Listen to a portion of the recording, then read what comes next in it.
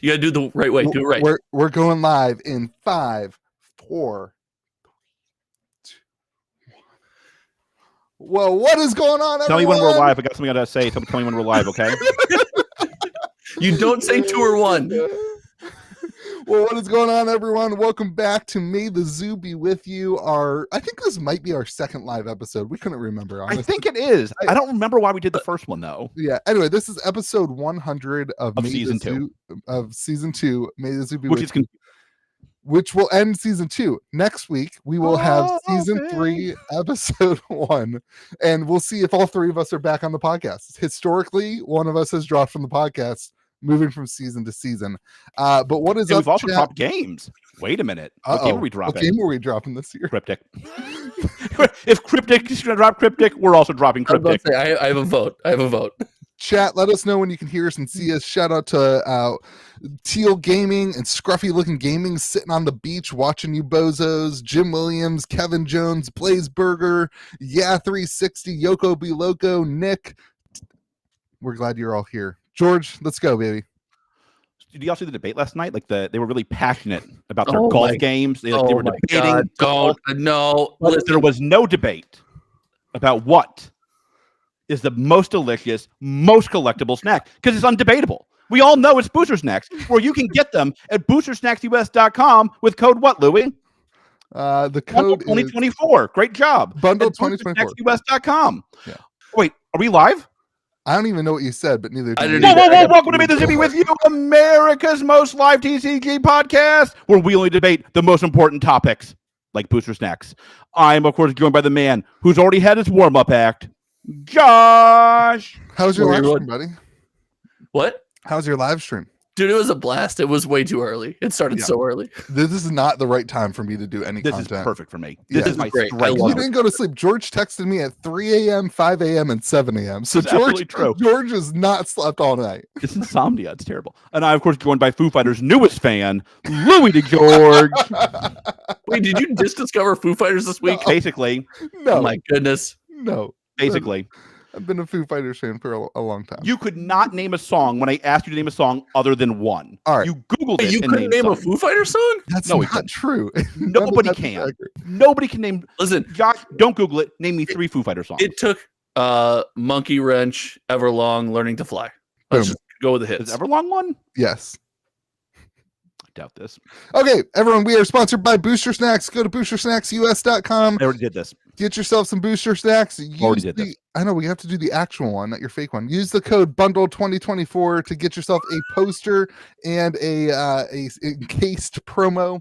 And shout out to Booster Snacks for. Is it the new PSA slab, you think? Dude, if it's the new PSA slab, we're going to talk about that. Can't recreate it. Chat, here's what we have planned to talk about. We are going to talk about a lot of things. We also have a link in the chat that's pinned to the top. If you want to tell us what you want us to talk about, we will have that section in the middle of the podcast where we are going to do like a lightning round and talk through all the topics. We also have some guests coming on the podcast today. Here's the lineup. We're going to talk about Donkey getting a banana.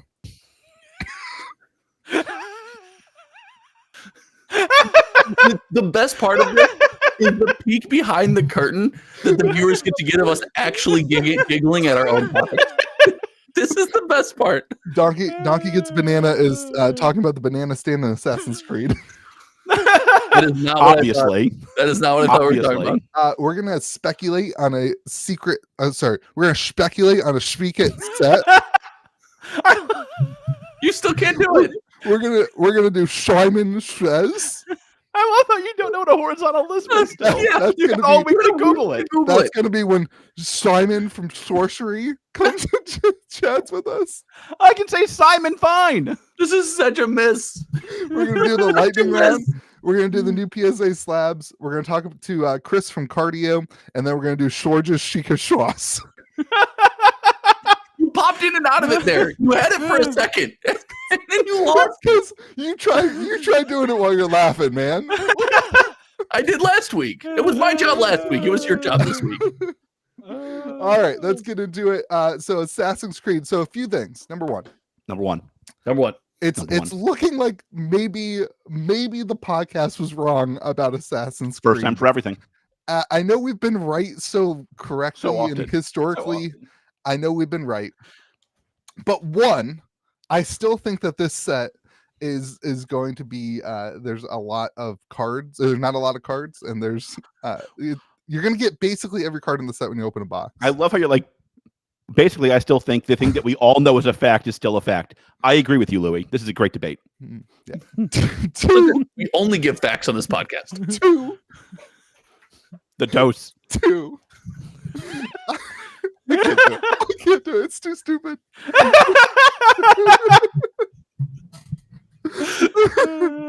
This is why we do it live. Yeah. Anyway, I still think there's like not that many cards in the set, and that's gonna be really bad for it. You don't think Also- there's not that many cards in the set? There's actually not that many cards in the set. That's not a thought you have. That's just a fact. Also, the booster, the Beyond booster, Mhm. that was not allocated basically at all. So like, there's Well, they gonna be a can't- ton of singles on the market.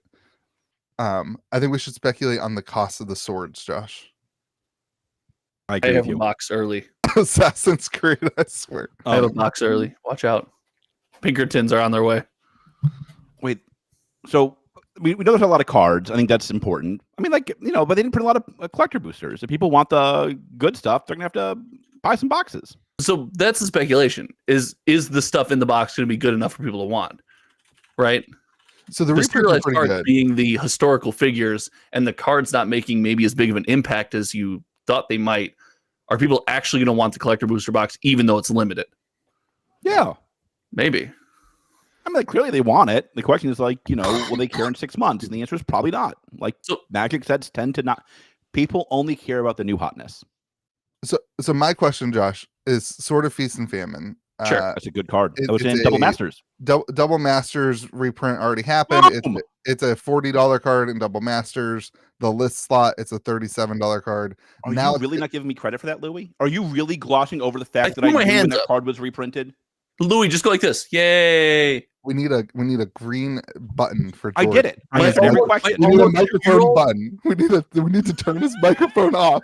Oh, we should tell everybody that this is on a 2-minute delay, by the way. This is on- I know we Just said in it would be, I know we said this would be a live podcast, but it's a God. 2-minute delay. With That's it being too bad. George's last episode, were you worried he might say something and go out on his sword? No, Oh, my all right. sword and shield. Force, So- Feast, and Famine. So Sword of Feast and Famine is a $35 card. Now it's printed in Assassin's Creed. The box has 100 cards potentially in it. It's going to be in the Beyond boosters. What do you think that we see a Sword of Feast and Famine for in 2 weeks, in 3 weeks, and 4?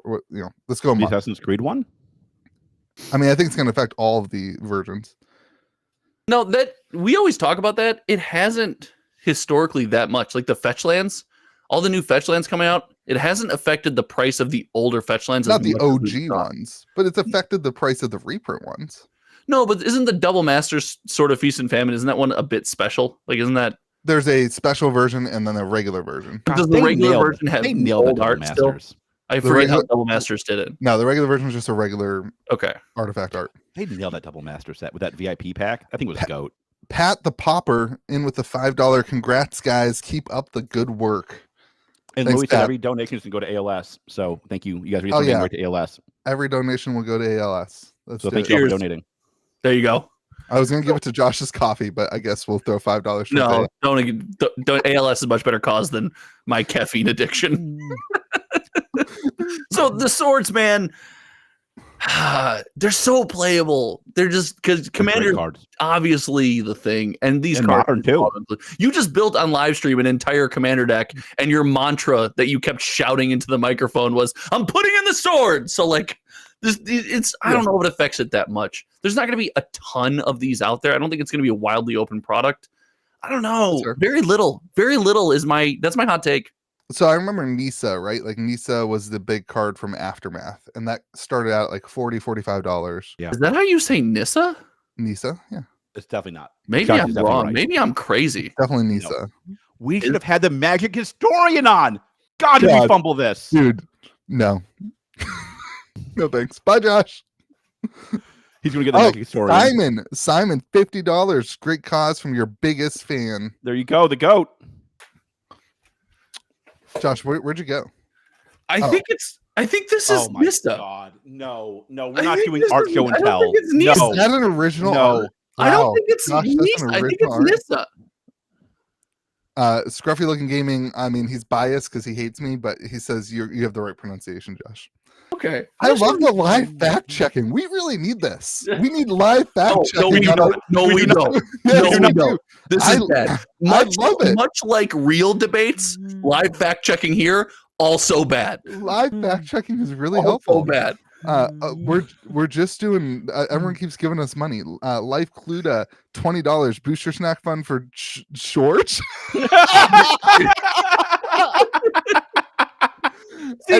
Anyway, back to the Nisa. Oh, it's gonna trigger me. Nisa came out at like $45, and it stayed that high for a long time until stores basically were like, "We have to get rid of this product," and they cracked open everything they had, and now it's like a $20 card, I think. So anyway, that might be a factor. What you just pointed out, the idea of stores cracking. I always think just from like the consumer standpoint, but stores eventually going, "Hey, I need to do something with these boxes." Right? They're camping, aren't they? there are 3 printings of Sword of Light and Shadow and Feast and Famine in the set. There's a regular printing, a borderless printing, and an etched. What's the? Yeah, I think it's called Etched foil. Yeah. Hot take. I like etched. I still like etched foils. I really do. I love the etched foils on all the artifacts. I think those look so sweet. I'm a big fan. Big fan of the etched foil. Okay, but the other thing that happened is the banana stand came out strong. You're doing this bad. What? Friend of the show. Friend of the Banana show. Stand. Yeah. Go ahead. Came out strong and sold boxes at $109.99. I got a Little message bit less from friendly. like 4 stores being like, TCG player has to be giving them a deal in order to do this. There's no way. It's below our cost at the before all the shipping. Is that like, true? Yeah. I had like 4 people reach out to me and be hold like, on. No, "Can no, you no. tell them to Buddy. stop." buddy, it's below your cost. You know what the banana stand pays? There's always money in the banana stand. There's always money in the banana stand. So apparently that's going to continue. Good for them. Live Can your I truth, tell King. you how many times I've tried to spell assassins and I just doesn't work? So I just start with Creed. You have to know how to read before you know how to spell. Yeah, That's your problem. That's a tough word to spell. There's a lot of S's. There's two, I guess it should be easy. There's 2 asses and an in. That's true. Yeah. That's true. I'm never gonna forget that. You can come here to get hooked on phonics. 2 asses and an in. Assassin. You're getting hooked on phonics and Magic the Gathering. Kind of. We're better at spelling than. God, are we better at spelling than your content? No, we are not. The amount of time we spend exploring your brain on this podcast is my favorite aspect. Hey, at least we don't explore my ass.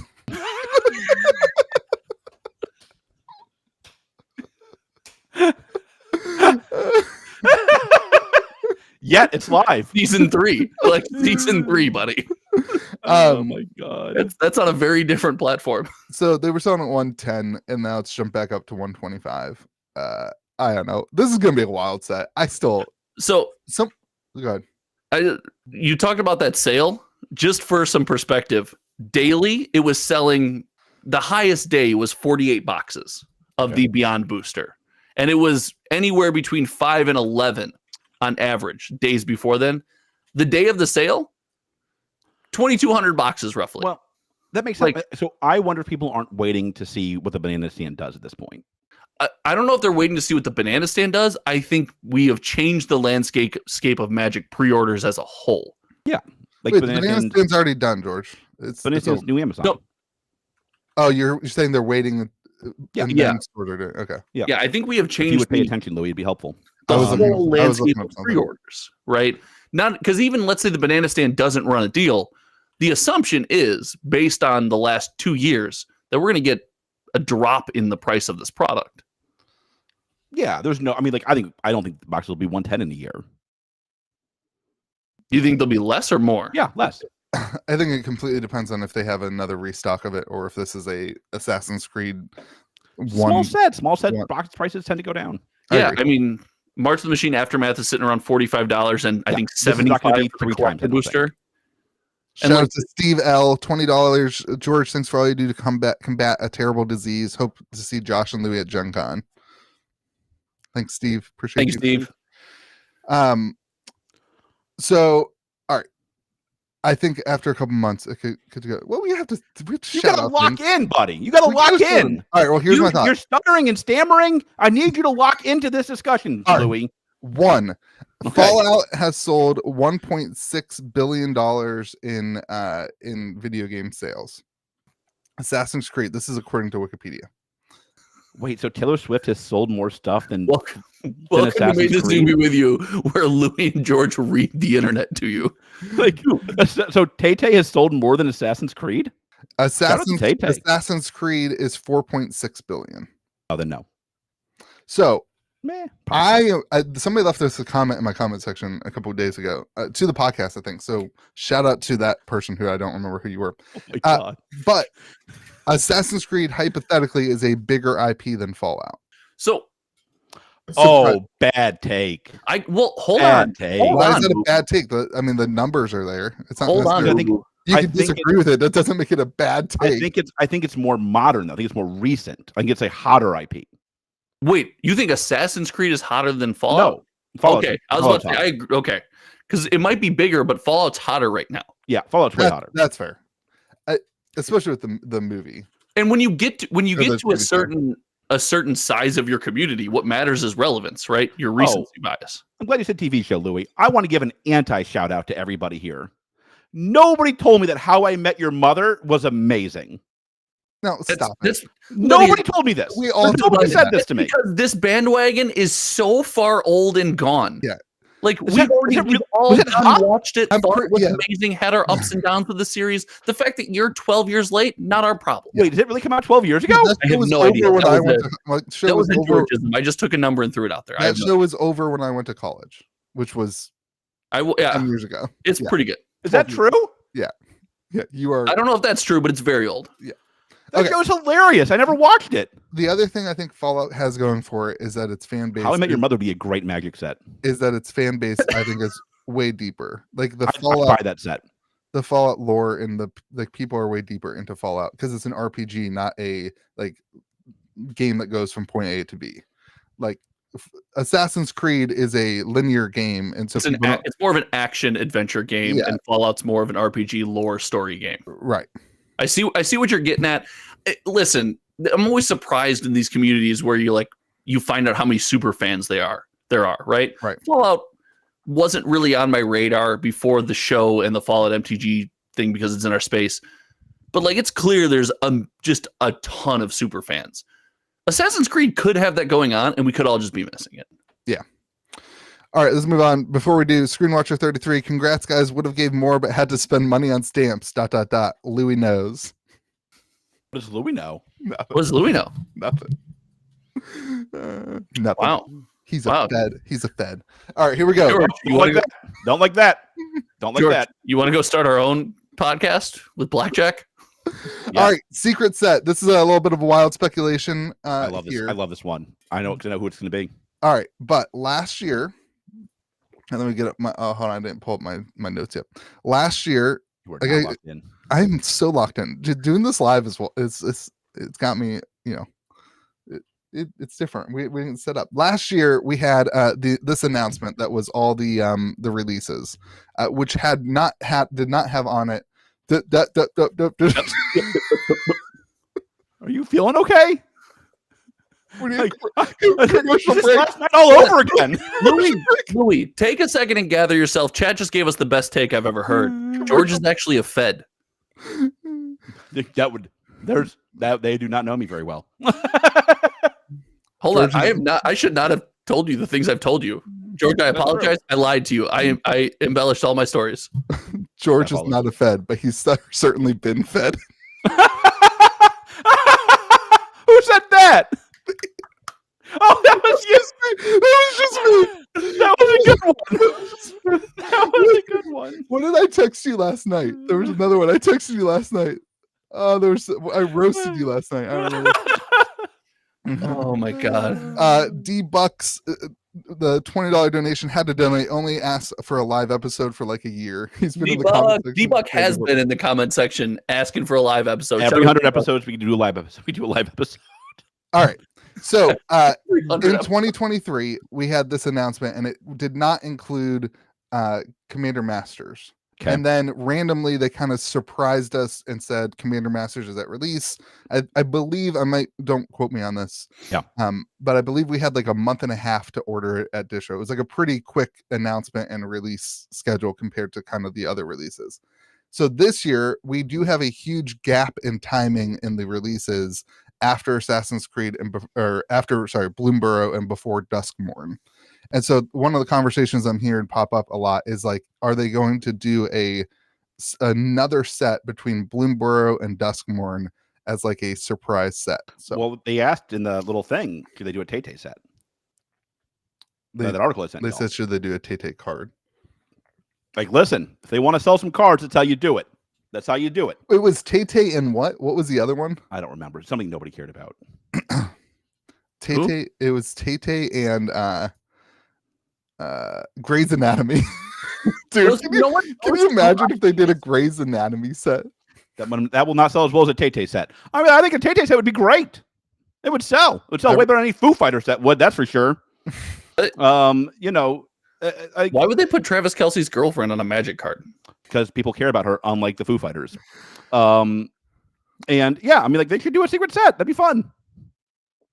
I've always been a fan of them, like how they do their secret layers and their secret cards in them. There's so much spoilers and everyone knows everything that's going on with Magic. It would be cool to have something like this drop just out of nowhere. The problem is you got to give stores notice if you're not doing it through secret layer. And as soon as a store knows, they're going to go on YouTube and sit in their store with their packaging lying around them and ignore their friend's phone call and make a whole YouTube video about it. It's going to be everywhere. They can talk about their secret love of Star Wars that nobody could have guessed before that, right, Louis? Yeah. I secretly do love Star Wars, even though I talk about how I love Star Wars every single week. The worst video. That video doesn't exist. Mm-hmm. Did you erase your video? I didn't make a video. I don't know. That would get me a cease and desist from Disney if I made a video like that. They sent cease and desist over that? I don't know. I have no clue. God, Pop Iger's so goat. Who? Josh, the chat wants to know where your beer is. You're not allowed to drink coffee. Is there Sambuca in there? No, he had it ready.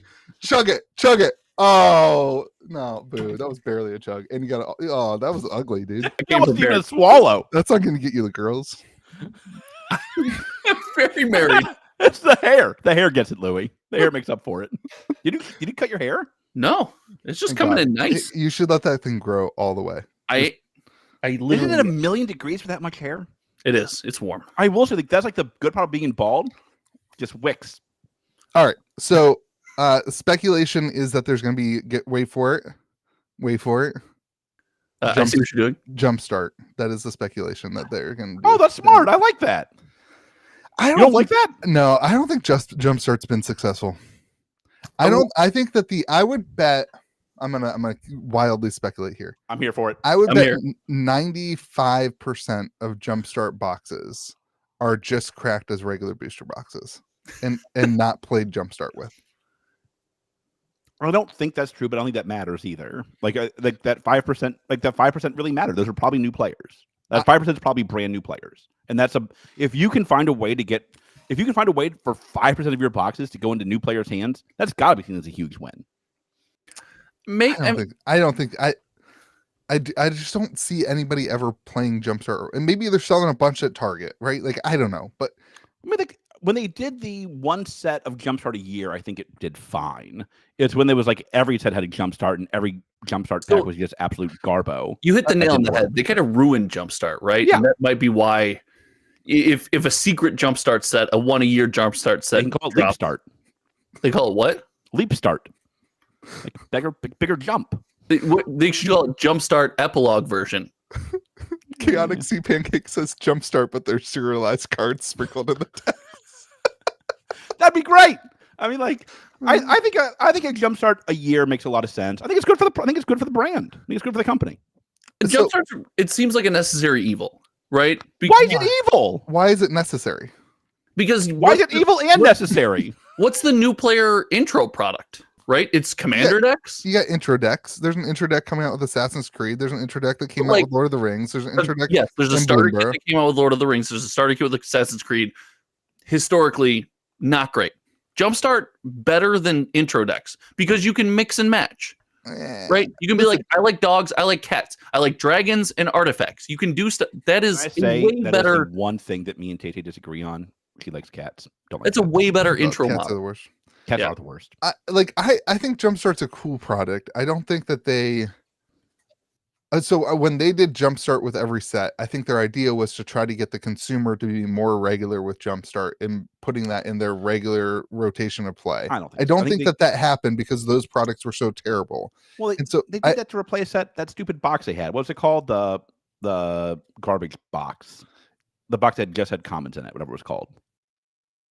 I don't know what you're talking about. They had a box before Jumpstart that was like they had just a bunch of comments. Theme decks, theme packs. Go screw yourself. Boom! Magic knowledge done. And so like nobody ordered that product. That's the worst way to describe that product. That's exactly what it was. It was all comments. That's why the product failed. The Jumpstart should they based on a single. Let's say God, they do. Let's say great at Magic content. Let's say they do Jumpstart and not Modern Horizons Special Collector Edition at the end of the year. Let's say they do Jumpstart. Should they do Commander Jumpstart, where you get 2 decks, you put it together, and you play Commander as part of your Jumpstart, rather than a one-on-one format? Are you just like trying to create the worst thing that you can off the top of your head? That would sell. That would sell. God, well. Can you imagine the experience of that? Josh, no synergy, 2 color piles. Let's go. There could be synergy. They could build synergy into that. If you have the option of taking any Louis had a good idea and smashing them together. Each one of the commanders could have partner. So no matter what, your 2 decks went together. Well, that would have to happen. Right. But the strategy of deck A, red deck, and of green are 2 different strategies. You're just going to smash them together. The whole idea of Jumpstart is you can take any 2 piles and put them together and it works. And they would have to do that too for the development of the set. They would have to design it. I'm not telling them to take a random list of 50 red cards and a random list buddy. Of you don't think that a singleton format where there's 1 of each card in each stack works the same as far as consistency. Now you take 2 of them and smash them together. You don't believe that. Yeah, they can fake the singleton. No, you don't. Yeah, exactly. That's what I thought. Okay. Everybody in the chat thinks that it would work. So that would definitely work. That would sell like crazy. What a horrible play experience. I mean, they have to be able to figure that out. Teal Gaming says what I was thinking. It's called gruel, Josh. That's not. Yes, that's how decks work. Any red cards and any green cards, you put them together. Actually, why do you think they couldn't figure that out? That might be how you think decks work. Josh, what am I missing? Why do you think they couldn't figure that out? You're right. Because they do not have the world's greatest game designer on their team. I'm sorry. They don't have them. Tanner, come back. What if that's the secret ending of the year? Is he becomes the game designer for Magic the Gathering? Crossover would be so good. It's all booster decks. All right. And the packs just open as part of the design. It's part of the play experience. Is the packs just burst open? God, to think that was the high point of Cryptic for the last year is really saying something. That was the best in a year. The idea that you have to open up a pack by opening it. Outdated. Like, listen, the industry is built on innovation. You can't birth your cards. Are you really playing any games? Yeah. All right. Shout out to Life Cluda, $10. Somebody is suffering from SPF toxicity.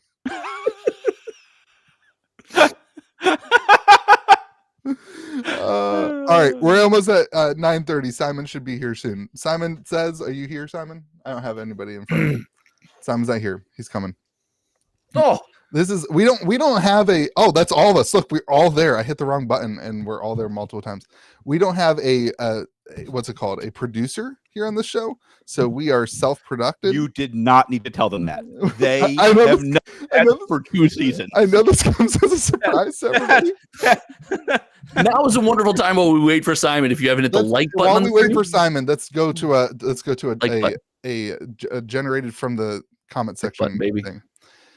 Here we go. TCGs have to use a finite number of characters because they use another company's IP, such as Lorcana and Star Wars U. How many sets can they print a new Elsa or Darth Vader before they run out of steam because they can't create new characters like Magic can? This came from, I don't know, somebody. Well, I mean, like, I think that's a real problem. I do think that's an actual problem. Yeah. I do think like the 100th Elsa is going to look weird. Mm-hmm.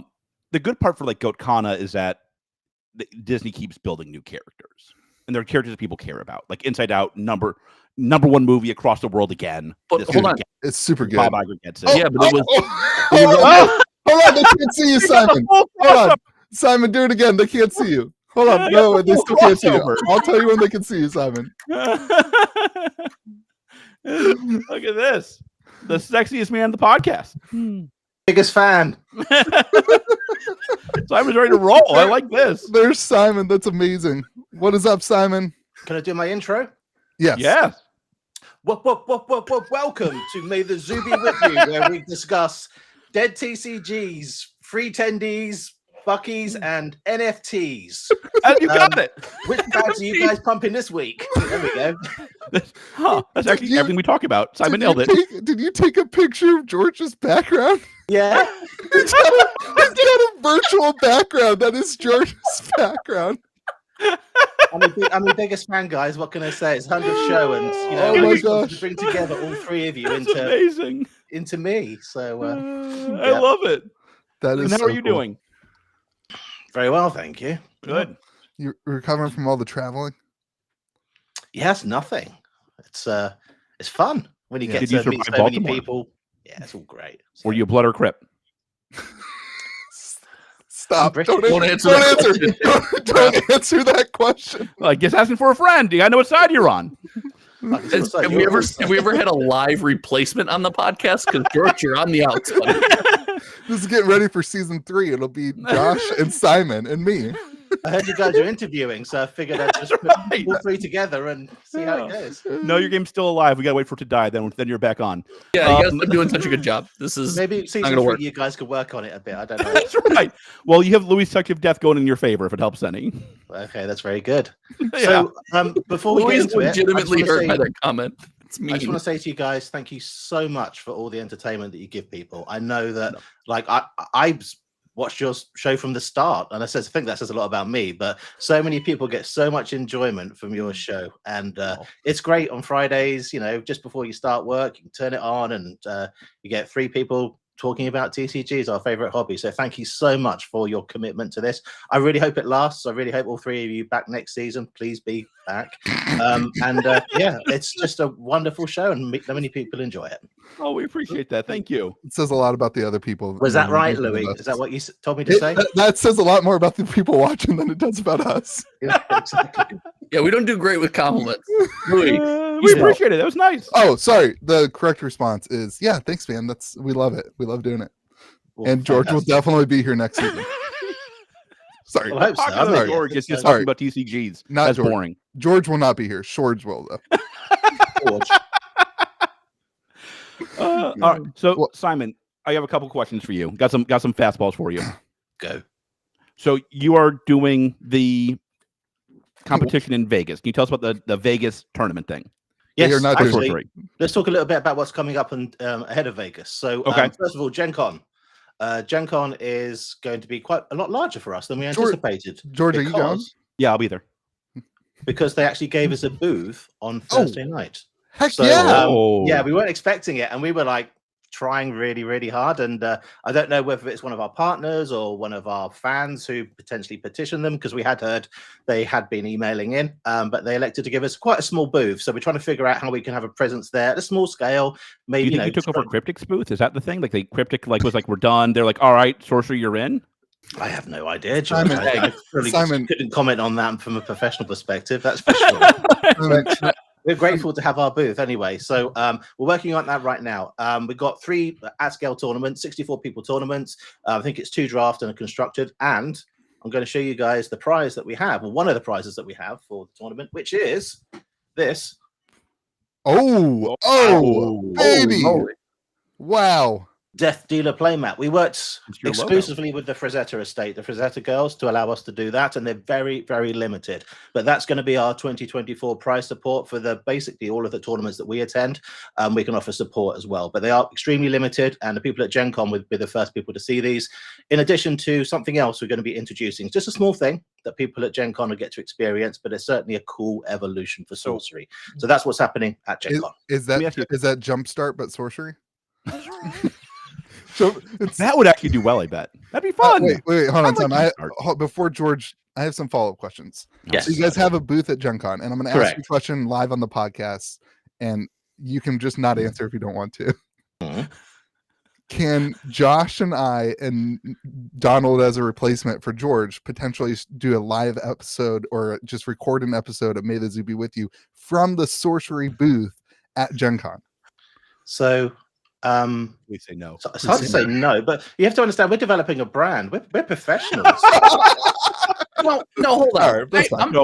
I'm going to give you a warning, Simon. The last company that said we could film at their booth, and then rejected that at the last possible that's second. not what happened. That is not what happened. A company that's no longer a company, that's in bankruptcy.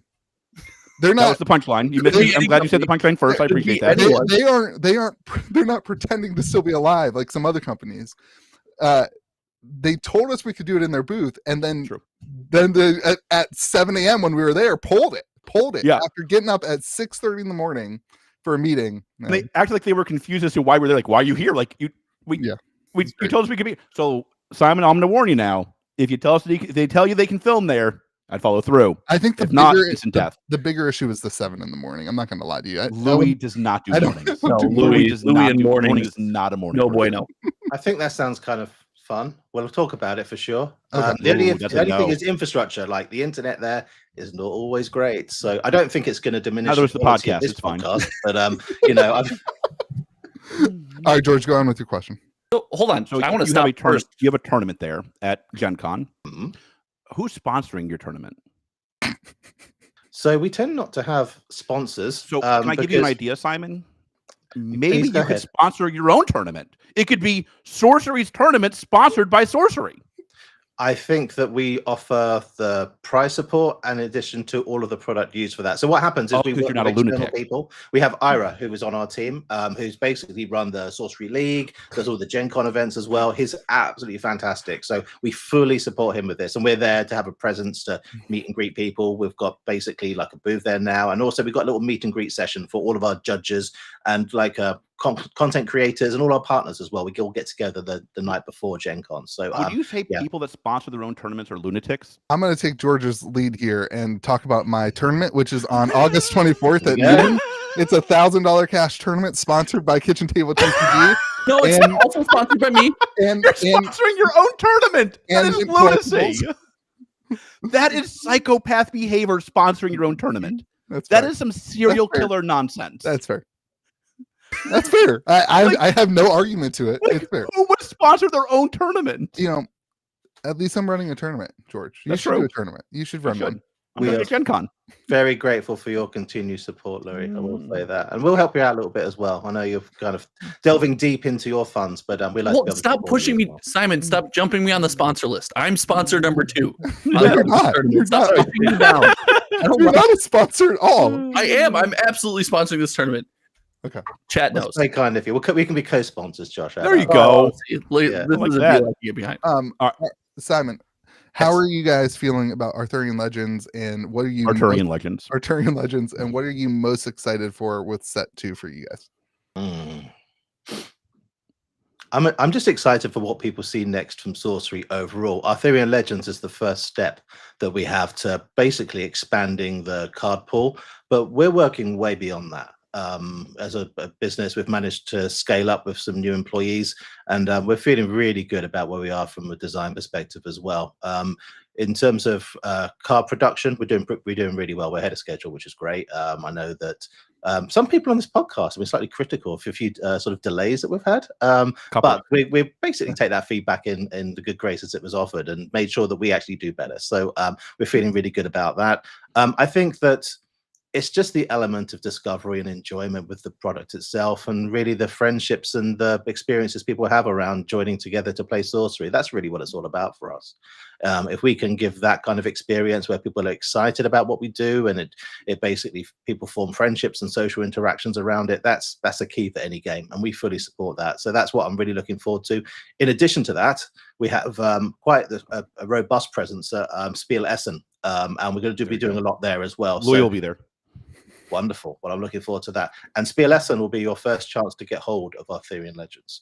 So if we don't want to cause panic or anything like this, but we know that people like to, get there and be first. So in addition to that, we'll be having some sort of live coverage as well from the event, launch events, things like that. So being really busy behind the scenes. And then finally, SorceryCon, to your point earlier, we're working with Drew and his team, Alex and David, to really help that can scale that up in Vegas, because we feel that it's a great opportunity for multiple people to come together.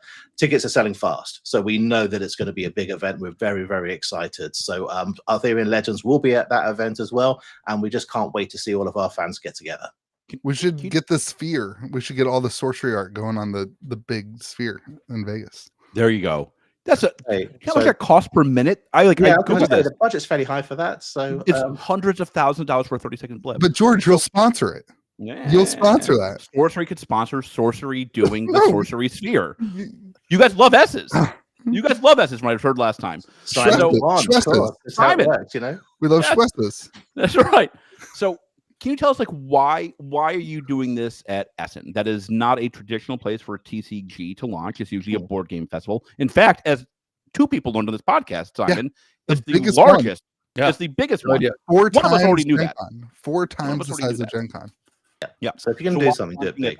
And is it because you guys hate America, or am I misreading that? That's obvious. No. Okay, good. The US basically represent the largest fan base, and I think that any TCG needs to get a foothold in the States before they go worldwide.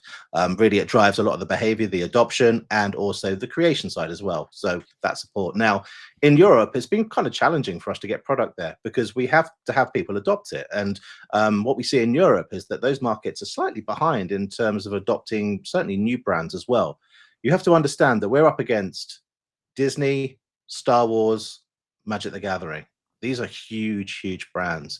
And people have such lofty expectations of our team in terms of being able to match that in terms of product availability and just like the velocity of what we do, that, we have to be a little bit careful. But Spiel Essen, being at such incredible scale, allows us to really activate our European market, to go there, to meet people, to get them playing the game, and really make sure products available as well. And it's our commitment to our European fans that we can actually really start getting the wheels turning for Sorcery. We've heard all the feedback. We know about product availability, how people feel about the game. They absolutely love it. So we want to be there for Arthurian Legends, because quite frankly, Arthurian Legends has its genesis in Europe. So we want to kind of do some things thematic, although I can't get the team to dress up. They just don't want to do it. But fun. Maybe Fun, I Eric. You should get them all Hawaiian shirts instead. Yeah, absolutely. Yes. That'd be good. We get comfy. They are surprisingly comfortable, actually. I've never owned one. Obviously, being British, you don't buy things like this normally. But yeah, this is it's pretty comfy. Once I hit 35, I gave up on everything and was like, whatever's most comfortable, that's what I'm wearing. It was like this exact moment. I was like, you know what? I'm done. Whatever's comfy, I'm wearing it. 20 years of giving up. That's impressive. I haven't worn pants since. He's visited, can confirm. There's been a lot of talk about the new wave of beta and the card quality, and that's been quite the hot topic in the community. Will Arthurian Legends be a consistent card quality moving forward, and will it be up to where the current beta is, or have you guys seen it? Where are you in that? What a wild question. Will your cards suck, Simon? Yes or no? Give us your thoughts on that. The answer is no. Okay, good. We've looked at a lot of the feedback, and through the series of adjustments that we made, we kind of know how we want it to feel. Now, with the beta sort of limited reprint, we're actually launching that next week in the United States for stores who participate on the Play Network initially, with the balance going to help new stores as well. So it's our commitment for people who have had play events or are innkeepers, they can get their hands on new product. We aim for it to get out there as widely as possible, but we know it's going to be hugely in demand. But we're going to try our best working directly with distribution to make sure we can place those boxes with the people who really want to play Sorcery, helping them earn dust rewards. So that's kind of how we want to get it out there. In terms of card quality, we took a long, hard look based on our sort of performance to date. And with Arthurian Legends, we have really iterated on this tremendously. Having a bigger team now, we can actually have much more robust pipelines. We can do a lot more sampling. We can actually edit the color shift in the cards directly, just to make sure they really line up to make a sort of very cohesive set. So we're very happy with the product. In fact, we're currently producing it, we're pumping it out, and we're going to make sure that we can ship this to regional locations so it will be available worldwide at release. That's Can awesome. you please make sure Louis' packs aren't sealed on one side so we can do an amazing box opening? Like that's really the only thing I want. I want You're opening 100 boxes. Is that right? Oh, we're going to talk to you about that. We're going to talk about that. Do you guys announced your release date yet or no? No. Well, you're going to do that now or no? Well, I suppose I could. This is your moment. If you're looking for a moment, Simon, that was the moment. Because I suppose I could. This is a dramatic pause before I give the That's release right. date.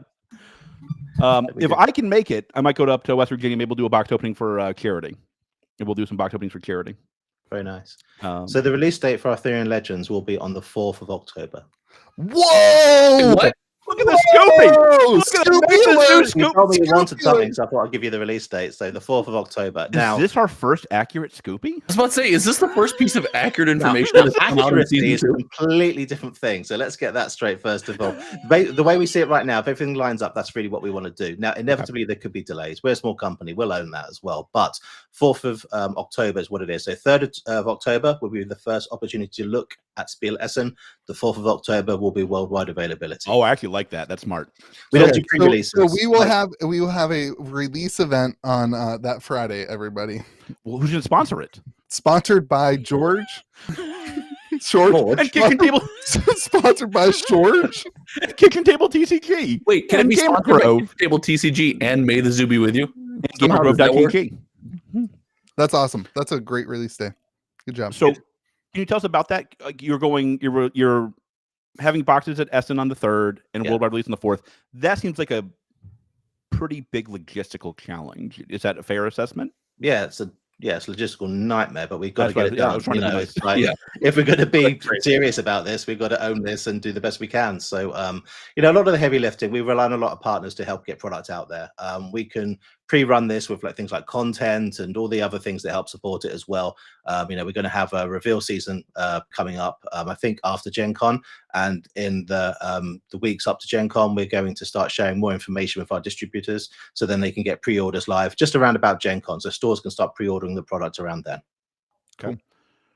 How are you guys handling the logistics this time? Is it like you guys anxious about that? Like how do you all think through? I mean, that's a heavy lift. I'm quite impressed, to be candid. Like that's a heavy lift. I think hope is a powerful motivation. No, so like that. Basically, we kind of work on a worst case scenario in terms of the point-to-point logistics. I think actually having regional storage does help us move things a bit sooner. Well, so there's like a balancing act between how quickly you want product to arrive at distributors and then they feel compelled to send it to stores, which basically makes your product opened early quite widely, and obviously trying to be late. So we do have some storage that we can sort of help with that. Another issue that we're trying to address is long-term product availability. And so what we're aiming to do is release in waves. So we have like the first wave that we'll hit, which will probably be fairly large, and then maybe 2 subsequent waves. We really want to make sure that we have the right amount of product available for our fans. Now, I'm not going to say that it won't completely sell out, because we kind of do see that a lot, and we're not going to overproduce cards by any means. But having these waves allows us to adjust not just the amount, but also where products going as well, so we can actually serve regional markets effectively. Well, Dr. Feelgood says he wants to buy a pallet at Spiel Essen, so please bring enough boxes for him. Wow. Okay, just make it difficult for us. Yeah, we have a lot of people who want a lot of products, so we want to have some space for us in the stand as well. That's right. That's right. You sit on top of the box like a throne, like a King Arthur throne. Yes. We've seen other people. We did talk about that, but we've seen other people do it. It's not original. So we were talking about me having a sword you could pull from like a stack of booster boxes or something like that. That's But cool. like that. yeah, we get carried away, and Eric tells us no, don't be silly, just do normal things. Yeah. Oh, be more silly. Yeah, open the boxes with the sword. Can confirm it always does well. That's what we should do for the 100 box stream. We should all open them with swords. Yep, definitely. Yeah, I'm going to Tate later that month. I got to be careful. I got to keep the digits. Can you talk to me about collectability? Like, so that was obviously a big part of that. You're not going to overprint, and you've seen other games overprint, and it's gone, I would say, not great for them. How do you think about? I didn't hear it, so that's good. How do you think about collectability? When will you think you've had enough boxes? When do you think you've overproduced, underproduced? Like, what are you guys looking for? Okay. In this industry, the worst thing you can do is be an expert. You basically have to listen to other experts. Our MO on this podcast, though. Well, exactly. Sure you know that. So my job, everybody else that I interact with is the expert. From our community members to our players to our partners, everybody else knows more than me. And what you have to do is listen. You just have to listen. And if you can listen, then that's one of the most powerful things that you have in business, to collect information and to act on it. Now, in terms of the collectability of the product, that was a design tenet that we had right from the start in terms of how we wanted the booster pack experience to feel, and then how people would actually assemble collections. We actually worked quite hard to figure out what that would feel like, and we've done the same for our Arthurian Legends as well. But overall, we can't really control that. We can design a great product, but once it gets out there to the community, it kind of takes its own shape. And so there's a little bit of luck involved, to be fair. And I think any intelligent TCG would acknowledge that this is why you see sets that hit and sets that miss. It's not because people do worse or better work. It's just the fact of the reception of the product when it hits the market. Well, the alpha box was the greatest booster box experience of opening that I ever had this week. Will Arthurian Legends? Mine was atonement. Will Arthurian Legends trump that? Or is that going to be, where should my expectations be on that being the greatest box opening of my life? So you asked me to set your expectations. I don't think I can do that. It's down to you. So we're going to have to wait a few months, Louis. I'll ask the question he's trying to ask you. How much can I bend the card before it pops back up? And I want the bend test to be perfect. We are extensively testing bending cards at the moment because we have nothing else to do. Card. It's amazing to me that you still don't understand that that's a legitimately important thing. It is not, and you're a psychopath. No, it is not, and you're a psychopath. It's important. No, it might be. It is not. One of the games we had, if you don't pass the bend test, you declare bankruptcy. My favorite thing has been when the ghost held up that magic card. Have you guys considered ordering a ghost hand to hold up your sorcery I still can't believe you didn't realize that was a human wearing a glove. It did not look anything like a glove. It looked like a ghost. All right. Simon, thank you so much for being here. We're divulging, so I'll save you from anything else you want to plug?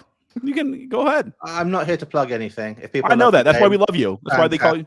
And we're happy with support. But today's all about you guys. So thank you so much for everything that you've done for your community. We all love you, and I think that your world's a better place for me, the Zuby, with you. So again, thanks for all your efforts. Thank you, bud. We appreciate you. You deserve so much credit for dressing like that, and not only saying the word professional 3 times, but being this professional. George, were you taking notes? Yes.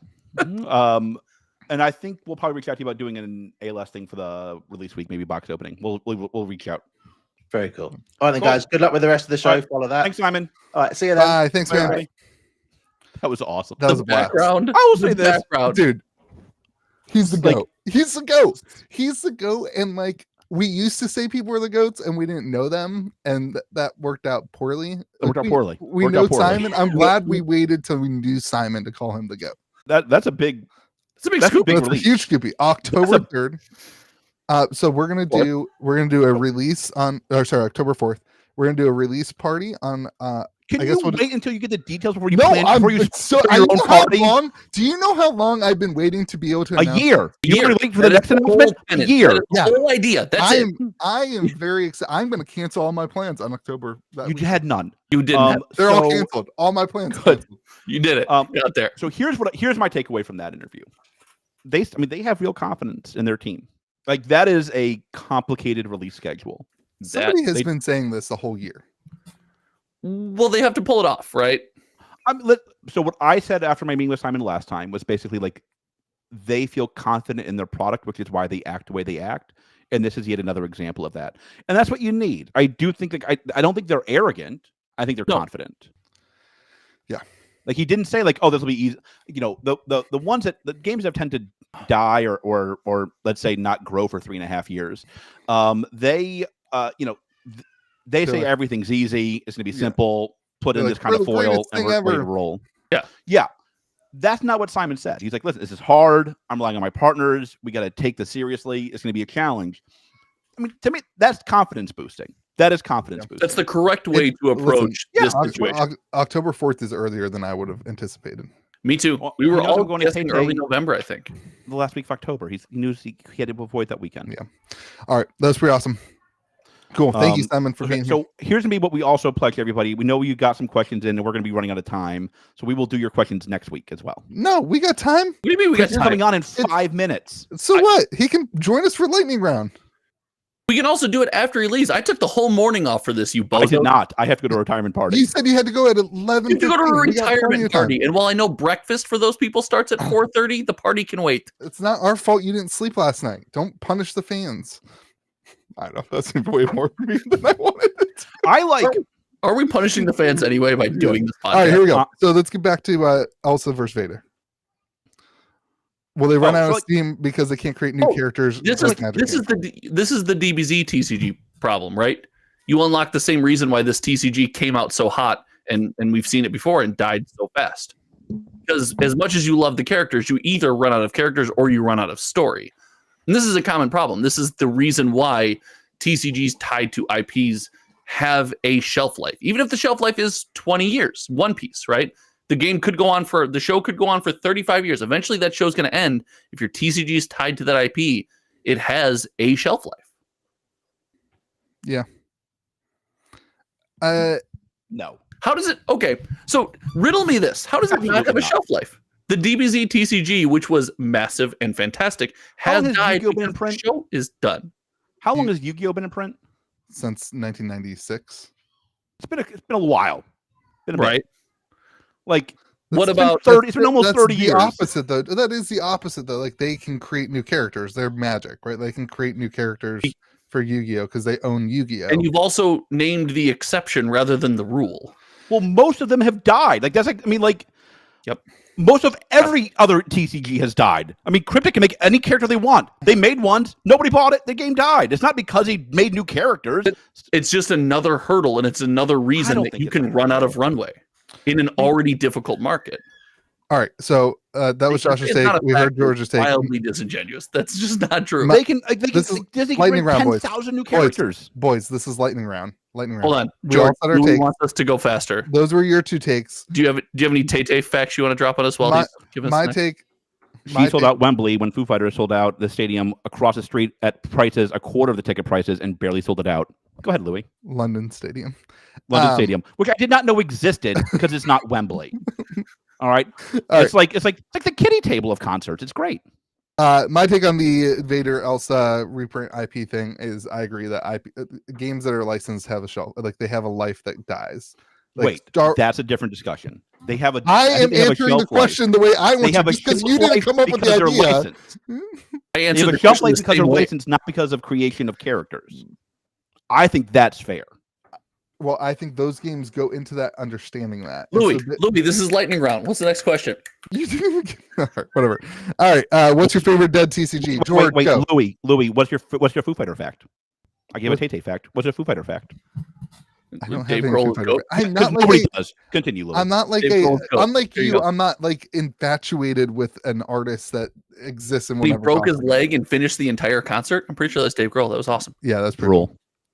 I'm a kind of Foo Fighters fan. I am a huge fan of there not being beef between Taylor Swift and Foo Fighters, and I'm also a huge fan of Swifties not attacking dead people in Twitter. Like who are we attacking? Who's dead that we attacked? All of David Grohl's dead friends are what the Swifties are attacking on Twitter. That's my problem. On Twitter, they're dead. You can't attack a dead person on Twitter. They're dead. That doesn't make any sense. Absolutely can. Hold on. That is my logistics of this problem. is ridiculous. You absolutely can attack a dead person, The fact that you're especially on Twitter, almost exclusively on Twitter. the fact that you're defending attacking people on Twitter is it says a lot I'm about you. attacking people leaving Tay alone. I agree that he shouldn't have said anything about Taylor You Swift. go after Tay. You mess with a bull, you're gonna get the horns. The Swifties are a little wild right now. All right, let's talk about George. Your favorite dead TCG? Go.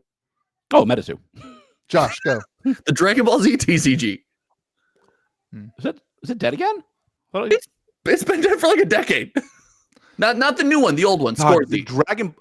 remember during COVID, Dragon Ball, I think it was Super. Yeah, that's went the new to one. the fracking. No, that's the new one. Yeah, that's the new one, to not the that one. I don't Oh, care about that Fusion one. World's the new one. God, Yeah, Dragon I'm talking Ball about during Scorzy. COVID was like, I remember begging for. I remember like pleading for boxes. Chat knows what I'm talking about. My Scorzy. favorite dead Not that TCG one. is Cryptic, which is unfortunately actually dead now. And whenever I No, make jokes it's not about dead. It's is not it- dead. they literally said it in the Discord No, this week. It's only dead as a TCG. The IP is still functioning, Louis. Read Yeah. the full statement. Well, it makes me sad because that was like my favorite game. It was so much fun. What do you think happened there? They have. And the Like he found a partner that lasted partner like produced the apps. It somehow made worse cards than This lightning round is a then set horrible two. failure. How do you make worse cards than what they did for Why set are 2? It's you not. I didn't think it was possible, but they harping on managed bugs? to do it. Like they managed to make it worse. Anyway, all right, here we go. Lightning round. George, are you going to buy MetaZoo? no. Oh, let me walk that back. I don't plan. I don't plan on it. So all right. You want me to give the full story? No, this is lightning round. Probably not. I Hold drew on. up a business. So I'll tell the story. Screw Louis. I don't care. It's lightning round. So I drew up a business plan for MetaZoo. I did. I spent probably an hour and a half figuring out like what would it take to make MetaZoo actually work. MetaZoo was only an hour and a half from not going bankrupt. So like Only it's someone up for would it's do up it. for auction right now. You can go to you can talk to the trustee and try to put an offer in. And I think it's going to sell in the low hundreds. I think it'll sell for more than 100 and less than 500. I have no idea. It could sell for 5 million. Who in their right mind? Like So here was my math. Let me go over the math, boo boo. Maybe this will. I know you we've can't done count. this on the phone. We've done this on the Yeah. phone. The math doesn't math, but Yeah. So go the math ahead. doesn't Really math. It's like I think like the first thing you got to do is you're gonna get 100 pallets of product. It looks like that you gotta can't do burn. anything with. You And you have you to got to burn. You got to burn it. Like Yeah. I mean, like CN2 needs to be burned. Like you have to burn it. You got like, and that will help the other boxes though. Why? There's Um, no reason. It won't. It will. It doesn't There's, matter. like, It doesn't. Hold on, George. It doesn't matter if the boxes are sitting in a warehouse or burning on the side of the road. Neither of those helps any other box because the game is dead. Everything Also, is dead. native The game didn't wouldn't be fail dead because using there's the too much CN2. I told you the play for MetaZoo would be to buy it and make a clothing brand, like a brand out of it. You just make it. You don't worry about the TCG. You don't sell cardboard. You sell I think T-shirts. you got to do something with cardboard. You make it a nostalgic. Nostalgic. It's been around for 4 years. Yeah, but their whole thing is nostalgia, right? That's their whole. They're trying to have the artwork that looks like Pokemon. I You think you that's connect with the better. Mothman Museum and the Flatwood Monster Museum. Flatwood Big Monster Monster Monster Museum. Museum, our Sweet friend of t-shirt. the podcast, Louis. God. Yeah, you connect with all those, and then that's how you brand it. That would be good. You All right, can't so do that it was as a not my TCG. idea. I think you have to do a TCG. Like then you have to like I'd restart it. I start from scratch on MetaZoo. I think you got to hire game designers. I think you're going to be talking about $500,000 to $700,000 in salary minimum every year to get this thing barely off the ground. And the first set is going to sell nothing. Okay, Yeah, great. So you have to really be committed to spending probably $1.50 to $2 million to make it successful. My God. Yeah, but Okay. say the same thing you sold on the phone. It's not 2019 anymore. That space is no longer wide open. No. Lorcana has filled that void, I think that's the biggest problem. and you don't want to be in that arena and fight. And I'll also say, like Nick is trying to buy it. Nick should buy it. I think Nick's a much better fit for owning it than I am. I just don't think you want to be in that arena. I don't think you want to fight in that arena against No. Pokemon and Lorcana. I think George, that you owe it to your previous takes that you should buy it. I think I'll you put an owe it. offer in. I think you owe it to yourself and your previous takes to not Oh, make A to not make thousand people watched if you love you- this game. You if better you- buy it, if you really loved it, you would save it. and then you can be the somebody's goat. gonna save. Somebody's gonna try to save it. It No one's shouldn't gonna be save me. it. Nobody's gonna save it. No one's gonna save It's done. I disagree. I think Nick could do it. This Nobody is will save you're it as the a guy- TCG. It can't. You're the it's not guy a on the TCG. Titanic sitting in front of the band listening to them play. No, All there's right. beautiful music. It'll be fine. While we're on the topic of dead TCGs, There's a question in the comment section. I'm not gonna go there. All right, here we go. Oh, I see what question you're gonna go there. I don't know how you guys see what people are typing. I just have my little thing up. Will we circle back to another game that we used to cover? No, we will not. That is not what season 3 is going to be about. No, Nope. I'm sorry. We will never go back to Genesis. It's over with You us. guys need to find those of you. Where's my who one want- Genesis here- booster box? we love those of you who care about Flesh and Blood and still watch our podcasts. We love you. If you want Flesh and Blood content, I would encourage you to make a channel and create Flesh and Blood content. The fact that hasn't been replaced for you, it makes me sad. Like, I wish that was replaced for you, but we will not be going back to that ever. So we've learned it's so easy to replace things. You paste their background, you show up in a backwards shirt, and you're just the new, better version. Yeah, we're never going back there. all right, here we go. I'm sure the game's doing great. I'm sure the player base is booming. What Collectors are is- collecting? It's doing great. You wanted to just one on the broadside out the door, huh? I just don't know. I All right. don't think about it anymore. Here we go. Lightning round. I want you guys to think about splitting. I want to know what you guys think about splitting off another modern format. Should there I be think a that'd be modern great. 2.0? I think that'd be a great idea. No. Modern Commander. The Emperor, $10 donation. MetaZoo, saved by May the Zoo be with you. Life Cluda, $10 donation. George owns all the original Rudy promos. I wish. I'm not a Rudy patron. It's the problem. I'm not anybody's patron. On the topic of modern, no. The modern Pro Tour stats came out, so diverse. It's insane. Yeah, It's the so new, good. the new decks are kind of crazy right now. Modern is so good. It's So insane. good right now. It's a great, healthy space. Also, you barely can get enough people to play Modern 1.0 right now, so splitting it up into 2 formats would just divide let's check the viewership on the modern Pro Tour. it would divide the community. viewership. Let's check the viewership of the tour for what's being Well, played. Magic doesn't care about and competitive play. Josh. Magic doesn't care about modern. Magic doesn't care about Josh, 1v1 play. stop it. It should be really bad. And According to also, YouTube, it should be terrible. Donald Wow. coming It should be terrible. Donald coming in with the assist saying Modern 2.0 is called Pioneer. Pioneer Horizons on the way. Okay, next question. Josh, they want to know about your project cars. Here's what they want to know. Oh no. What cars he likes and if he has any automotive background and experience. We know you don't have any experience. My experience was I had to buy cars because I didn't own a car, and I got a Camaro for $500 that I had to fix. So Nice. That's where my love for classic cars started. Nice. And what's your favorite car? Oh, it's got to be my 69 Impala. There's something about the That's a good 69 Impala two-door car. Oh, it's so beautiful. The line. How many cars do you own?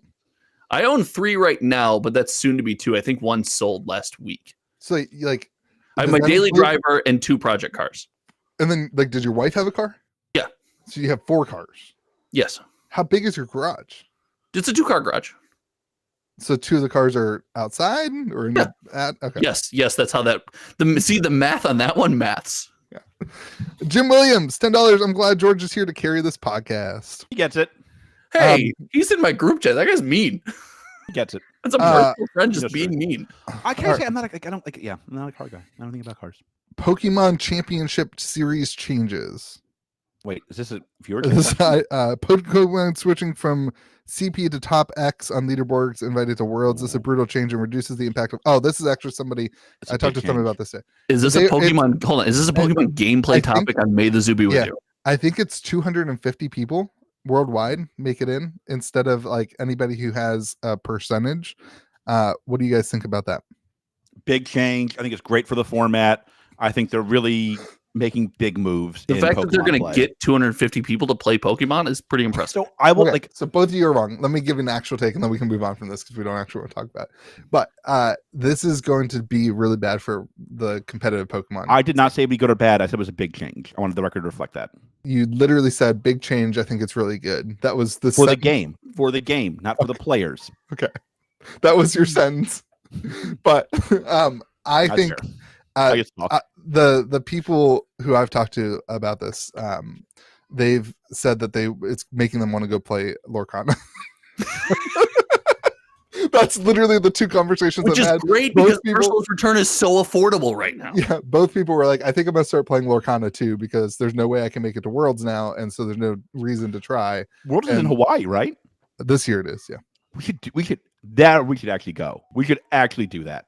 May the zoo be with you. Do you think Pokemon will let us do it from their booth like Sorcery? If not, we know what happens. Okay, I think when is it? For us to go to a Pokemon competitive They'd event love me there, I bet. is the wildest The Hawaiian move. shirt. All right, Do do we want to talk about MetaZoo's profits? $21 million in the pandemic, $14 million a year after, and like 30. I think that's the most fascinating topic of medicine. Or First 30 of all, that bucks- was 30 that was bucks. revenue, not profit. First of all, right? Same thing. It's not. I'm going to be with you. And When your cards are printed in China, it's the same thing. I mean, like what did it got the cost? sorcery. 13, That might be $13 to make that box. I think that, so. I think I expected a COVID boom. I did not expect that big. It shows why all these games that came out during COVID are on the struggle bus. Like the market just collapsed. The market just totally collapsed underneath them. Yeah. Like, They treated their How do you die? the market collapse. Every other game other than Cryptic, every other game is still around.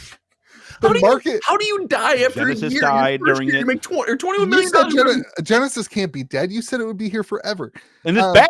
It's back. It's And back. so that means it's not dead. Metazoo- How do you die? How Listen. mismanaged do you have to be to die? MetaZoo died because of the way they treated their customer base. That's why And they the way died. they were I think managed. it's probably true. The way they managed counts to the way they Sure, treated their fair customer base. They treated their customers terribly. They treated their content creators They terribly. treated their own game. They had us terribly. go They there didn't at release 7 them. a.m. Yeah. and wouldn't let us film at the booth. Yeah. It was over right then. We had a meeting with somebody at 7 a.m. and they didn't show up. They God. treated their I want everybody to know this. That's all Louis wanted to talk about for 3 weeks after that happened. I died. It was so horrific. I died that day. I died that day. I have never seen you so unhappy in my life. They got me. They told me we got up at 6:30 in the morning and they blew off the I meeting. like that. That's like a war crime to you. I got up at 6:30 in the morning. Dude, I do not get up for meetings ever. I know. When you know the last time I had a meeting? What's have one- never. I haven't had a meeting since I quit my job 4 years ago. All right. There's the MetaZoo profits. They killed their game. Okay. George buying MetaZoo, that was a long time ago. Bloomburrow and how some of the leaks or animal types may drastically shift standard and commander. So we looked at the Bloomburrow leaks this morning. Did we? Tribal or Typal? What is it? Typal Yeah, now? we did. Just call it tribal. Okay. Yeah. Whatever it's called Triple. is they're to their credit, that's a fun way to play Magic, and they're trying to make it have a comeback. I don't know if it'll work. Mid-range spell slinger, good For stuff. people who don't know, the viewers, Josh, not me, obviously. Can you explain that format a little bit? Because I'm a Magic expert. but Explain they're not. what format? Tribal. Standard? Like playing Or, on elf explain deck. what Typal is? Tribal? Typal? Whatever it is? Typal is their It's politically like correct way of elves, saying like tribal now. goblins. Wait, is that true? Yeah, they don't want you to say tribal. They want you to say typal. Is tribal canceled? According to Magic, it is. Yeah. I don't know why or what we have to say. I apologize to I everyone who I think- offended. I think all the elves got offended and all the demons got offended. Listen, the 3 goblins on this podcast were offended. Like, anyway, So what's Tibble? I don't know. It's the same Tybalt is thing. a It's character just in another word. They're just replacing the word. The same meaning behind the word. They're just replacing the word. So again, But it makes it no means sense. if you play all the same type of creature, humans, elves, goblins, things like that. That's type. Jared says kindred is a new word. Anyway, regardless, this set reminds me I a can't lot of keep up. Lorwyn and Yeah. Morningtide, and I Yeah. think the old Magic players are going to absolutely love this set. This is going to be, in my opinion, like the most fun limited format in a really, really long time. Plus, it has furries. So George is all in. I'm in. I'm in. George is going to do for release weekend is going to do the podcast in full costume. I do every week. Okay, the fact that Wizards is not focused on building an IP brand that they can themselves license out for other things like movies, games, and other parts of culture to make the game Well, Magic mainstream. We've talked about this a ton. That is, in my opinion, not their direction anymore. They don't care about they've being. given up. They've They totally don't given care up. about being an IP. Yeah. They are going to absorb all the IPs around them and profit off of everybody else's IP, which I hate. I'm not for it, Wait, I thought you were okay with it. I'm okay with it though. I'm okay with Good. it. Good. I was worried you walked back on that. What about like I don't know? What about kind of universes in the middle? Outlaws of Thunder Junction, right? That seems to have done very well. Uses Magic's own characters, but is like playing in the cowboy theme, right? So and like Bloomburrow is doing the same thing, right? Yeah, Like, Bloomburrow's the exact same. it's Table Jace Kindred, whatever. Kindred Jace. I think that when you don't have a baseline for your brand like that, it makes it really, really difficult to win. I've said since the beginning that they should reset the entire lore of Magic. They should come out with a Netflix series. They should say this is now the official. Worked well for MetaZoo. This is the official lore. They could basically do what Disney's doing to Star Wars, but they could be successful with it. They could just say like, "This is the new lore. This is where we're going." Like a great record in media at Hasbro. Yeah. See, I don't know. I think there's still a chance. I think they're doing a better job. They're taking more care of their characters with this universes within things that's slightly interesting. But I don't think they need to. I don't know. Maybe I've moved on from the you need to have a storybook arc for Magic the Well, Gathering. I have not. That is the biggest miss for Magic by a mile. Yeah, like but the like fact that they can't find IP to click, they have found it for D&D. They have found it for Furby. I mean, come on, man! You tell me it can be more popular than Furbies? I don't know why. I don't know why Hasbro seems to have completely given up on Magic IP from my position, but like clearly they have. IP's hard. Like that's been the biggest takeaway that they've learned. IP is really hard. I believe Magic could be a top whatever IP, just like Fallout is. Just like we're talking about Fallout and Assassin's Creed. If they put the energy and time and resources into it and had the right company behind it, I think it could be. That's the trick. You have the right people. Yeah. You got sure, but let me ask Magic you. struggles with his storytelling. That's always been their biggest weak point is the storytelling. Yeah, it's all over the place. Yeah, this is why they need to reset it. This is why I'm saying reset it. I agree, but they have to be incentivized. Don't we? Would we argue right now that Magic's in one of the better spots it's ever been in? No, as far as the number of argue boxes they're selling, the number of people they're reaching. No, I would not argue that. I think you think Magic's not reaching as many, selling as many boxes. It's really hard. I think I think they are in a really weird spot right now. I think they are more successful from a player base perspective, 100%. and from that, but from a financial perspective, because of Hasbro, there's a lot of. They're the smallest part of one of the smallest subdivisions of Hasbro. That's pretty freaking impressive. They're not the smallest part. Wait, D&D is killing they are right the now. Carrier for the financial statements. I don't think you can say D&D is carrying. I don't Wizards of the Coast is carrying. We don't know the breakdown. The breakdown. We know Wizards of the Coast is carrying. We know that the D&D video that's game carrying absolutely crushed everybody else's here. Yeah, but they had to share that money with other studios and stuff. Like Magic, I think is doing fine. They're doing fine as players. I do think we see a huge win if it becomes an IP, but I don't think they're ever going to do that because they've ruined that with the universes beyond now. I don't think my point is with them doing this well and selling this many boxes or having this many players, whatever, you have all these players, you're clearly selling products to these players. They're not incentivized to scrap things and rebuild from the ground up. They're not. Well, Chaotic Sea Pancake said it right. It's safer to license established IPs than develop their own right now. Like by a mile. That's a great. That's what I'm saying. There's no incentive to take that risk. None. Okay. But we all think that they should because we all want them. As a Magic fan, I think it's better for my old school, man Magic love. And it's safer long term, in my opinion. Like short term, and you can license. You can then get some of the sweet tendies. Yeah, short term, this is great. Long term, though, you're going to run out of IPs that, like, how many? I guess Marvel, you have 1 million sets, right? But how many Lord of the Rings sets can they really do? How many Assassin's Creed sets can they really do? How many Fallout sets can they really do before it just gets like watered down and But anyway. Well, all right, let's move on. Kickstarter TCGs. Why are there so many? And do ever? Sorry. Kickstarter TCGs, why are there so many and do any ever come interest you anymore?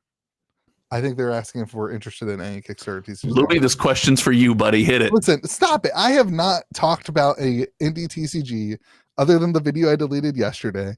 I have not talked about a TCG since Sorcery. Sorcery is the game I care about from the indie side, and I listen. I have new games come to me about once a week. I get a email. I get a ton of packages, so I can only imagine how many packages you get. I get 3 a week. This is a sorcery box, funny, filled with TCGs that have reached out to me recently. And a MetaZoo box on and a top. MetaZoo box George sent me. Yes, you're welcome. There are a million TCGs because everybody saw the bubble. In my opinion, 99% of them are you're going to throw your money away and it's not going to come back. There will be a couple games. I think like Altered has a team behind them. Thank you. Sorcery was not the last indie TCG you talked about. You talked about Altered. No, I mean on the podcast we talk about things all the time, but I'm talking about like You also actually bought in. Huh? You also bought in at the highest tier. Yeah, If you talk about it and you buy in the highest tier, I don't know what but else. I didn't suggest that other people should do it. That's the difference. You're selling it in your store. No, I'm not. That's not the goal of why I did that. I never said I was selling Altered in my store. Okay, you're selling You Altered. do the LGS tier. Yeah, and I will sell that. Oh, in my store. you're asking for a friend. Didn't you also do the LGS tier? I did. Oh, It'll be good in my luck with store. that one. Gamergrove.gg. So the, I mean, I think Altered will be interesting. I don't. Yeah. Like Lestrals is like I'll say, and we've missed some. Our Grand Archive seems to be doing pretty well, by all accounts. Like Grand Archive seems to be doing what they need to do. We missed that one, but like none of us carry it. None of us care about I it. backed Grand Archive. And you've never once mentioned it on the phone or this podcast, and I talk to you every day. I backed Grand Archive at a I'm not saying you didn't. I'm saying you don't care about it. Right. I know that. Yeah. Like this is what I'm saying. I don't think. I think that if you are going to be involved with a game like that, your expectation needs to be that you're going to play it with your friends. You're going to play it with your commander play group. If you think that it's ever going to be, I think this is across the board. If you think that any game is ever going to be like Magic the Gathering, where you can walk into any LGS in the country and find somebody to play with, you're just wrong. There's not going to. Lorcana, you still can't do that. You can find events, but you can't just walk into the game store and find people to play. There will be people playing. Yeah, we learned that lesson. That's not the case. So I think everybody needs to lower the expectations for these games. That doesn't mean there's not really, really great stuff going on in those things. And like for me, like Sorcery is the perfect example. You can create a community around that, and if you are willing to put the energy, if you can put the energy and the work into doing so, you can create a community around those things, and that's great. But it's not going to be like an instant switch where something's successful on Kickstarter and then like that's what we thought was going to happen in the pandemic, and if it couldn't happen in the pandemic, it's not going to happen. So no. Jim says, what was the Arthurian Legends release day? October 4th. Okay. The official release day was be here for the announcement, Jim. Unless it's not my friend Jim, in which case then I apologize for my quick outburst. tendies with special collector booster boxes. Do you think it will continue? Collector boxes are on a tear right now. That's got to stop at some point, right? Does it? Why does it have to? There's only so much money. Not anymore, baby. It depends, not anymore. It depends on how the economy does next year. Yeah.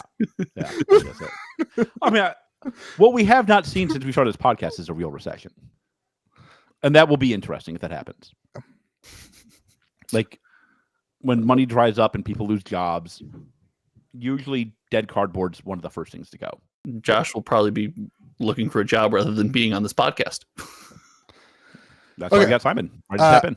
I think I'm pretty surprised by how much the collector boxes have jumped recently.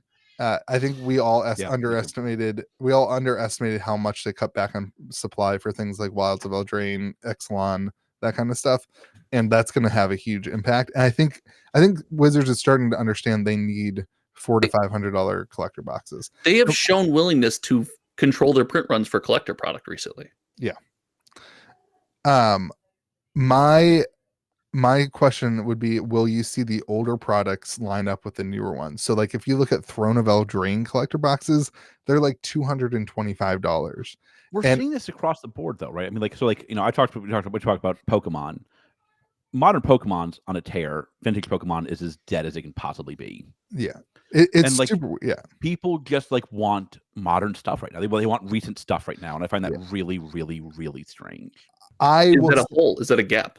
This is what I say. I will say that I have been trying to pick up some older collector boxes 100%. to have stuff in stock at the store and stuff like that, because I see, like, when a collector box of Throno Drain is relatively close, within $50 of my cost of a new collector box, Makes no and sense. it's the first collector box. Yeah. I understand that there's not serialized cards. I understand that there's not like the huge reprints, but there's still good stuff in it and people will still want it. And so that's kind of what my attitude goes to. Okay. Next question. This one's directed to George. George, what's your problem? On what? Everything? It just says, what's your George's problem? I'll add to it. How dare you? Yeah. And also, why? I just like things Cool. in cardboard. Magic's aging demographic and not attracting younger players. I think this is the big question. This to me is the biggest question. Like, go ahead, Louis. No, I'm gonna let you guys answer first. I mean, Magic's becoming a boomer game, and that's going to eventually become a problem. It might already be a problem, and that's going to become a bigger problem. I don't see a bunch of youngins running around talking about Magic. Now, maybe they'll get into it as they get older. That could be the case. But I do think Magic has an age problem. I think they have like a big age problem. Josh? Go ahead, Louis. You've gone last every single time. I disagree entirely now. I think that this has radically changed this year. I think a year ago we were in that boat. I don't know. Maybe it's Universes Beyond. Maybe it's these, the streamers that have started, streaming and opening packs and that kind of stuff. I think what the question is still true for like collecting vintage Magic. I don't think that there's a whole lot of young people collecting reserve list cards and that kind of stuff. But as far as new players go, like I've seen this. I know my store doesn't count because it's in West Virginia, and you guys think that doesn't count. But like Your last store doesn't week, count because you guys have Is three this conversations one a of week those about stats where you reference the one guy that buys a pack a week? no. Last week we had 8 Two of people. them. We had 2 groups of 4 Commander players come in. They were both college age kids coming in to buy Commander decks and get into Magic for the first time. Like there is younger people coming in, and like I think it's just the collector side that is interesting. And 360 said it. I was gonna say it next. We don't got money for the reserve list. So that's the younger the biggest- generation. Yeah. But eventually they will when they get jobs. When they like, listen. We'll see how the economy goes. That's the biggest misnomer, right? Is we expect this new generation to get into Magic and then also be collecting vintage Magic. Yeah. Like we didn't. You can't. Yeah. Like it's not attainable right now. When The goal is, can you When I drive played Magic, there was consumer? no such thing as vintage Magic. I want the record to reflect that. George is There vintage. was no vintage Like, Magic there when was George just, like, got into that Magic. last It was just called Magic. God. But can So you stupid. drive the Stupid consumer George. there? Can you take the consumer from modern Magic A to B to C to D down the collector rabbit hole and get those claws in as soon as they buy their first piece of vintage Chris Magic? didn't get the link, Bozo. I sent So- him on Discord. It's in Discord. All right. Continue. He is. I Yeah. was. So we're having a side conversation. This goes to the same thing. Opening vintage Magic craze. Wubby and Charlie. Penguin 0. This is the same thing. Like this is going to generate a lot of interest in the game. It's going to bring in a lot of younger generation. Well, it's and- exposure. It's exposure that Wizards of the Coast can't pay for. Yeah. Right? The passion that these guys have for they genuinely love Magic. These guys are opening not the greatest products and paying top dollar to do it. Next question. Crypto talk. What should I buy now? 100% financial advice from the pros. Listen, there's a thing called Goblin Town NFT. Okay, everybody. There you go. Louis back, baby. Louis back. Louis back. God, goblins are dead. They're worthless. They are worthless junk. It's like Anyway, an NDTC. I I'm don't know, man. surprised by that. My thing with crypto these days is the only thing that matters is ETH and Bitcoin, and NFTs are dead. That's my attitude towards the Will crypto you world. email Chris the link, Louis? I don't have email on this computer. How do you have also- email? Can you have the link on your Oh, yeah. phone? Just Oh, yeah. text it to him. All right, relax. I forgot about that. Okay. Josh, what crypto are you buying? None. George, what crypto are you buying? All of it. What are you actually buying? You went hard on ETH. I mean, like, listen, I think ETH is going to be the one that's. I think I have more faith in ETH than anything else. Like, I think ETH is smart. But like, it's crypto. It could all go to zero tomorrow, and like nobody will know. Yeah. Like it's going to be. Why did you do this while I'm typing the message? You're such a bad person. I sent it, and you knew I was going to. For crypto, I think for what I do, I just whenever I take a payment in crypto, I just keep it in the crypto, and that's my kind of investment in it. But yeah, I mean, like crypto's risky, but everything's risky. Probably less risky than cardboard, but who knows? It's fair.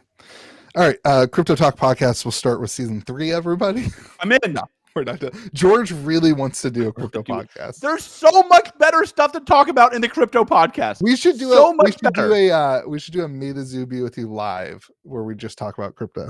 We would do this. We should anyway. Glad you're doing okay.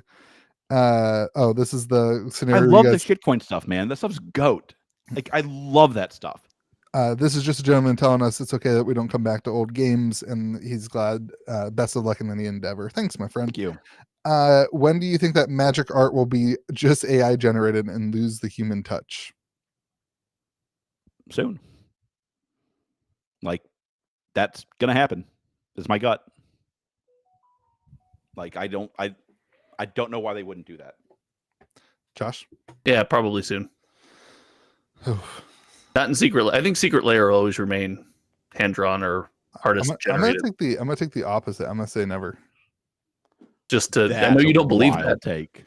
No, like I think that I don't think they're gonna get the license stuff worked out for AI art. Like I think there's gonna be a lot of legislation that prevents stuff like that from being used in commercial because of the way that they have to get the source stuff. That's my opinion. I also would. I'll be very upset if that's the way they go. And I do think that Magic doing that would be very good for games like Sorcery that do care about it, because there is a group of people who really care. I mean, this proved one of the 20 questions today was about that. Like, I think that's true. So that would be a good thing for Sorcery if they did that. The Sorcery guy in me wants Magic to just go all AI art, so I'll go that way, because that will not prevent my store from like having events and being successful with Magic. Like that won't stop the players; they won't care. But I think there's a group of people that would be really excited for that from or will be upset about that from a collectability perspective. Yeah, I think AI art will take over a lot of Magic, a lot of it. Yeah, it's cheap. Okay, I think that's all the questions that people have given. Oh, Sorcery gameplay. Hold on, let me see what they had in talk with that.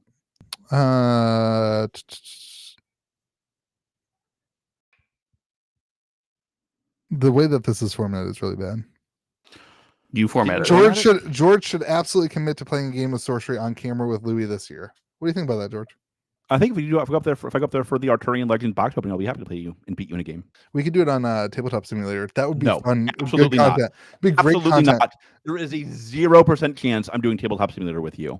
0%. Watching you try to figure out Tabletop Simulator 100%. And watching me try to figure out how to tell you how to do it, because I also George, I'll just teach you the flip the table key command. You'll be fine. I'll beat you in Sorcery when I go see you. Are we doing build our own deck? You want to do precons? I'll build a deck for you. No, you're gonna win. I can't trust you to build a deck. I'll have Donald build a deck for you. I mean, you're gonna get wrecked. You're gonna get destroyed. All right, I think that's everybody's questions. If we missed one, sorry. Do we get him the link?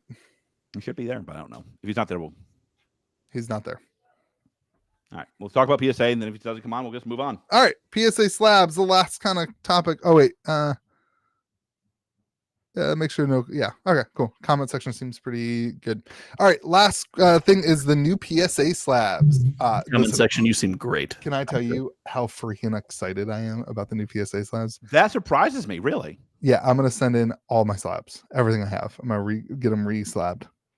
Really? Why are you excited about it? Well, I have a lot of older Pokemon that needed re-slabbed anyway. Like it's like they're old slabs.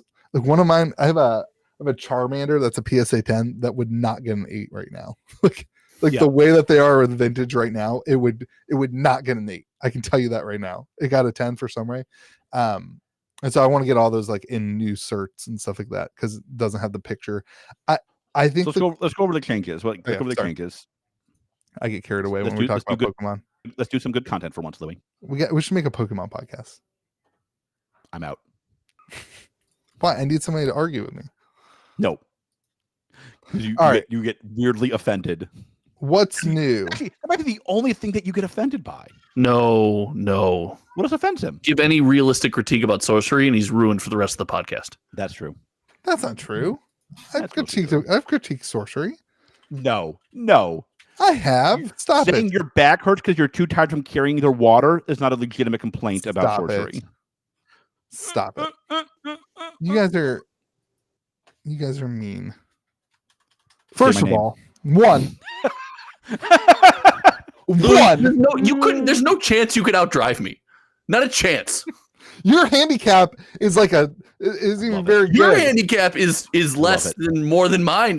It's all right. I'll say it. I love that. That's the only part that anything we got offended by. Dude, I love it so much. I love this country. Hold on. This country. The whole time. No, absolutely not. They did one topic I cared about, and instead of saying anything about the topic, they bickered. I had it on in my headphones at the gym. I was like, "Oh, this is the only topic I care about. It's the cost of childcare." I love it. And they bickered for 10 minutes and didn't touch it. Neither of those bozos have ever paid for childcare. No, of course not. Of course not. But I was like, how are they going to navigate this absolute storm? And they just bickered the whole time. I was like, what? Both of them were like, I cared about. Wait, why don't you just have your maids watch the kids? Like, what are you doing? Like, I tried, but George won't live with me. The whole thing, they didn't fight about anything. Like, they didn't care about any of the war stuff. You're gonna start World War III. Who cares? You're the world's worst president. Who cares? My handicap is lower. What do you say, MF? You're the world's worst. No, you're the world's worst. No, you're the world's worst. Love it. Let me tell you, that is America. That is America. I win our wars. You can call us anything you want. You mess with our sports team, and we're throwing some hands. I think we should how to fight you guys on this podcast. I'm just talking about your golf game or your throwing hands. I think we should cancel the election and just put them live on an 18 rounds of golf. I'm here for it. Whoever gets the best score wins. They could play sorcery. The fact that you just called it 18 rounds of golf, by the way, that's fantastic. Beautiful. I think you said rounds. They can play sorcery for it. They'll probably only be able to do 9 holes though. 100% in mini golf. Well, hold on, but here's the rule. Hold on, the better rule: they can't use a cart. They have to carry their bag. We promised each other because neither of us making it off the course. I'm here for it. We said we weren't going to talk about that course. No politics. That's not really mocking politics. Everybody's politics. We do that for everybody.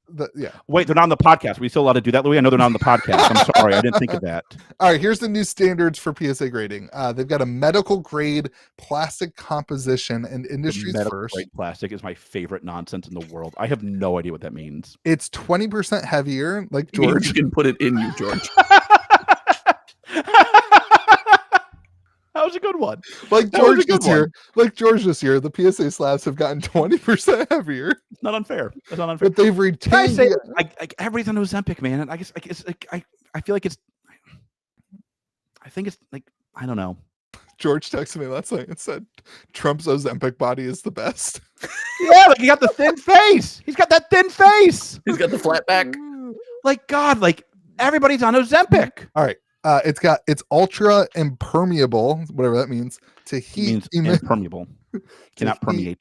Heat, humidity, water, and UV light. It's extra protective against micro scratches and surface scuffs. That's good. No mylar, no movement, no unwanted Newton ring illusions. So yeah, so it's so the big thing has been that Louis didn't say because I don't think he knows is that it's much thicker. Like that's been the big takeaway. It's much thicker. Well, it's 20%. It says identical exterior dimensions. It says it right in the thing. I thought it was much thicker. It's also it's almost impossible to crack is the big thing. I've heard this, which is like you can't the odds of you cracking and regrading are very, very low. Ooh, yeah. Changing the meta. That's a big deal. That's a big deal. It's a big deal, especially in sports, things that people actually care about. Like that's a huge deal that like you can't just crack and regrade your 2000th Wembanyama Prism rookie.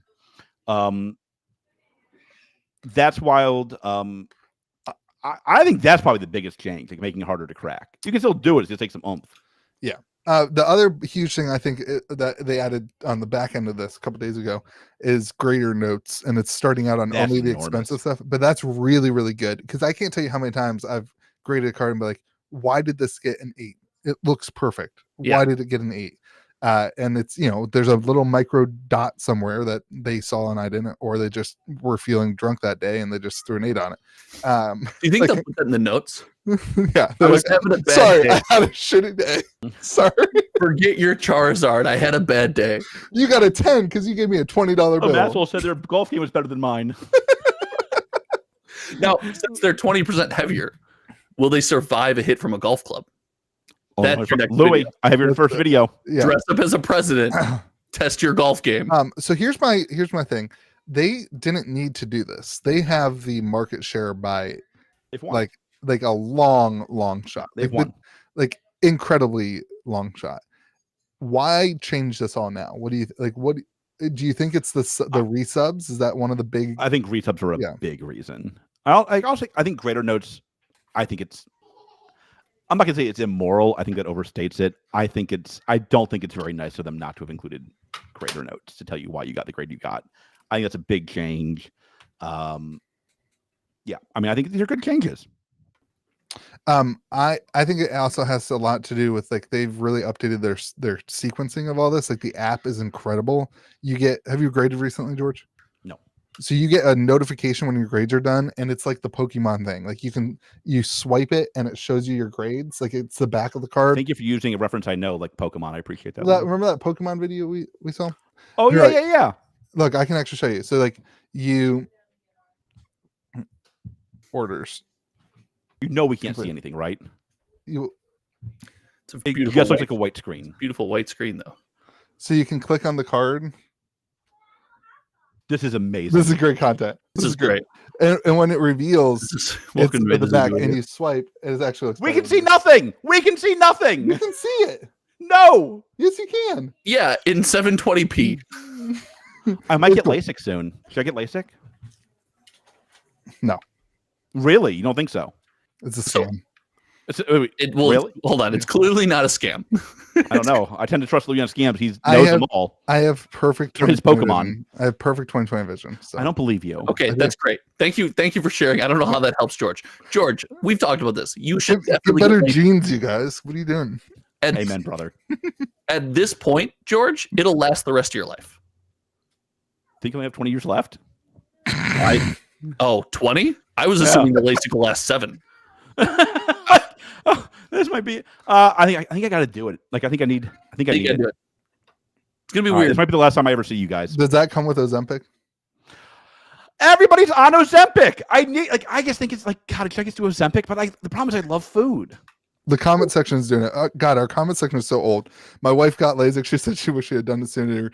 Get it. Everyone's been like, yeah, I got it done. So one of my besties from law school, I went to go visit her a couple months ago, and and she always wore very thick glasses, and she was not wearing any. I was like, oh, you have contacts now. She's like, no, I had LASIK. It's amazing. She's like, it's totally incredible. I have perfect vision, better than Louis. I don't know why she felt the need to throw that shade, but she did. It's the most perfect. Louis got the worst vision in history. And she was like, I wish I had done it a decade earlier. Yeah. I have my appointment on next Friday. It's my old man's digital worth by consultation. LASIK. You should do it. All right, moving on to George's Shika Schwash. We want to do Chris first since he's here, Donkey? Is he here? I can Wow. see him. Holy moly. I don't have that in front of me. Hey, Chris. Chris is here. Nobody told me. He's been here for 15 minutes. Yeah. I didn't know that. Nobody told me. That's not my fault. How do you not see it if I can see it? Because I see on OBS. I don't watch what you guys see. I watch the thing I'm recording. I'm on video.ninja. Is that not OBS? No. God, you are 90 years old. All right, Chris, let me add you in You here. do need LASIK to read the URL bar.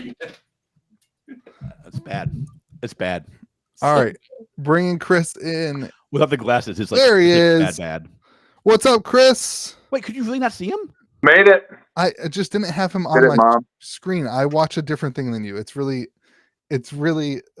everybody understands it. You don't need to understand it. This is George, It's just like let it be a listen, knowledge this is game. Like TCGs, I get that. This is becoming, Pretend it's Magic the Gathering and know nothing about it. this is becoming very similar to last night's debate. So, Chris, how are you? I am tremendous. I am so excited to be on a podcast with the hometown TCG. Homertown. Thrilled. Love it. And I like your mug. Salud. Listen, you're the only other person that's drinking coffee right now. Is that true? No, I don't drink How are you coffee. two psychopaths getting by? I drink the girls' coffee. Like, Have you seen George drink Diet Coke at a restaurant? I was concerned for his health. It's incredible. Genuinely. It's truly. Ozempic is maybe not going to combat that level of intake. I don't know. We'll have to see. I think Diet Coke's okay on Ozempic, isn't it? All right, Glad If Bananas. you can't have Diet hold Coke on. and Ozempic, I'm just going to say fat forever. Glad Banana, who I assume, it's Bandana. Yeah, he's now Glad Banana. I assume he's the banana stand, is asking a very important question, and so is Sean. Who dis? We need to introduce Chris to the podcast. Chris, tell us about who you are. I'm a personal consigliere to George. I'm an advisor in all of his business dealings, but more importantly than that, I'm the CEO of a company called Cardio. We build software for tabletop gamers, baby.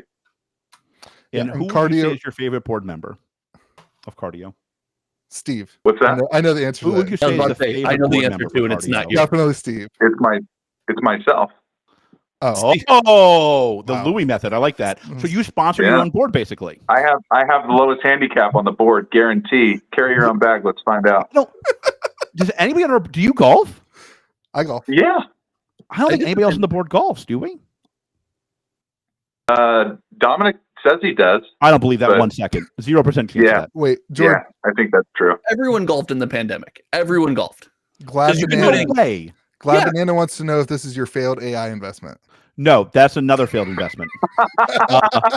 He would have been a This is great failed guest. tabletop gaming investment. He Yeah. would have been a great guest. He would have been horrific. One He of would the have had top no idea how 5 to handle most this. interesting meetings of my life. Top 5 most interesting meetings of my entire existence. Okay, Is that true? hold on. All right, let's get back to it. So, Chris, you are the CEO of Cardio, who runs the tournament software for Sorcery.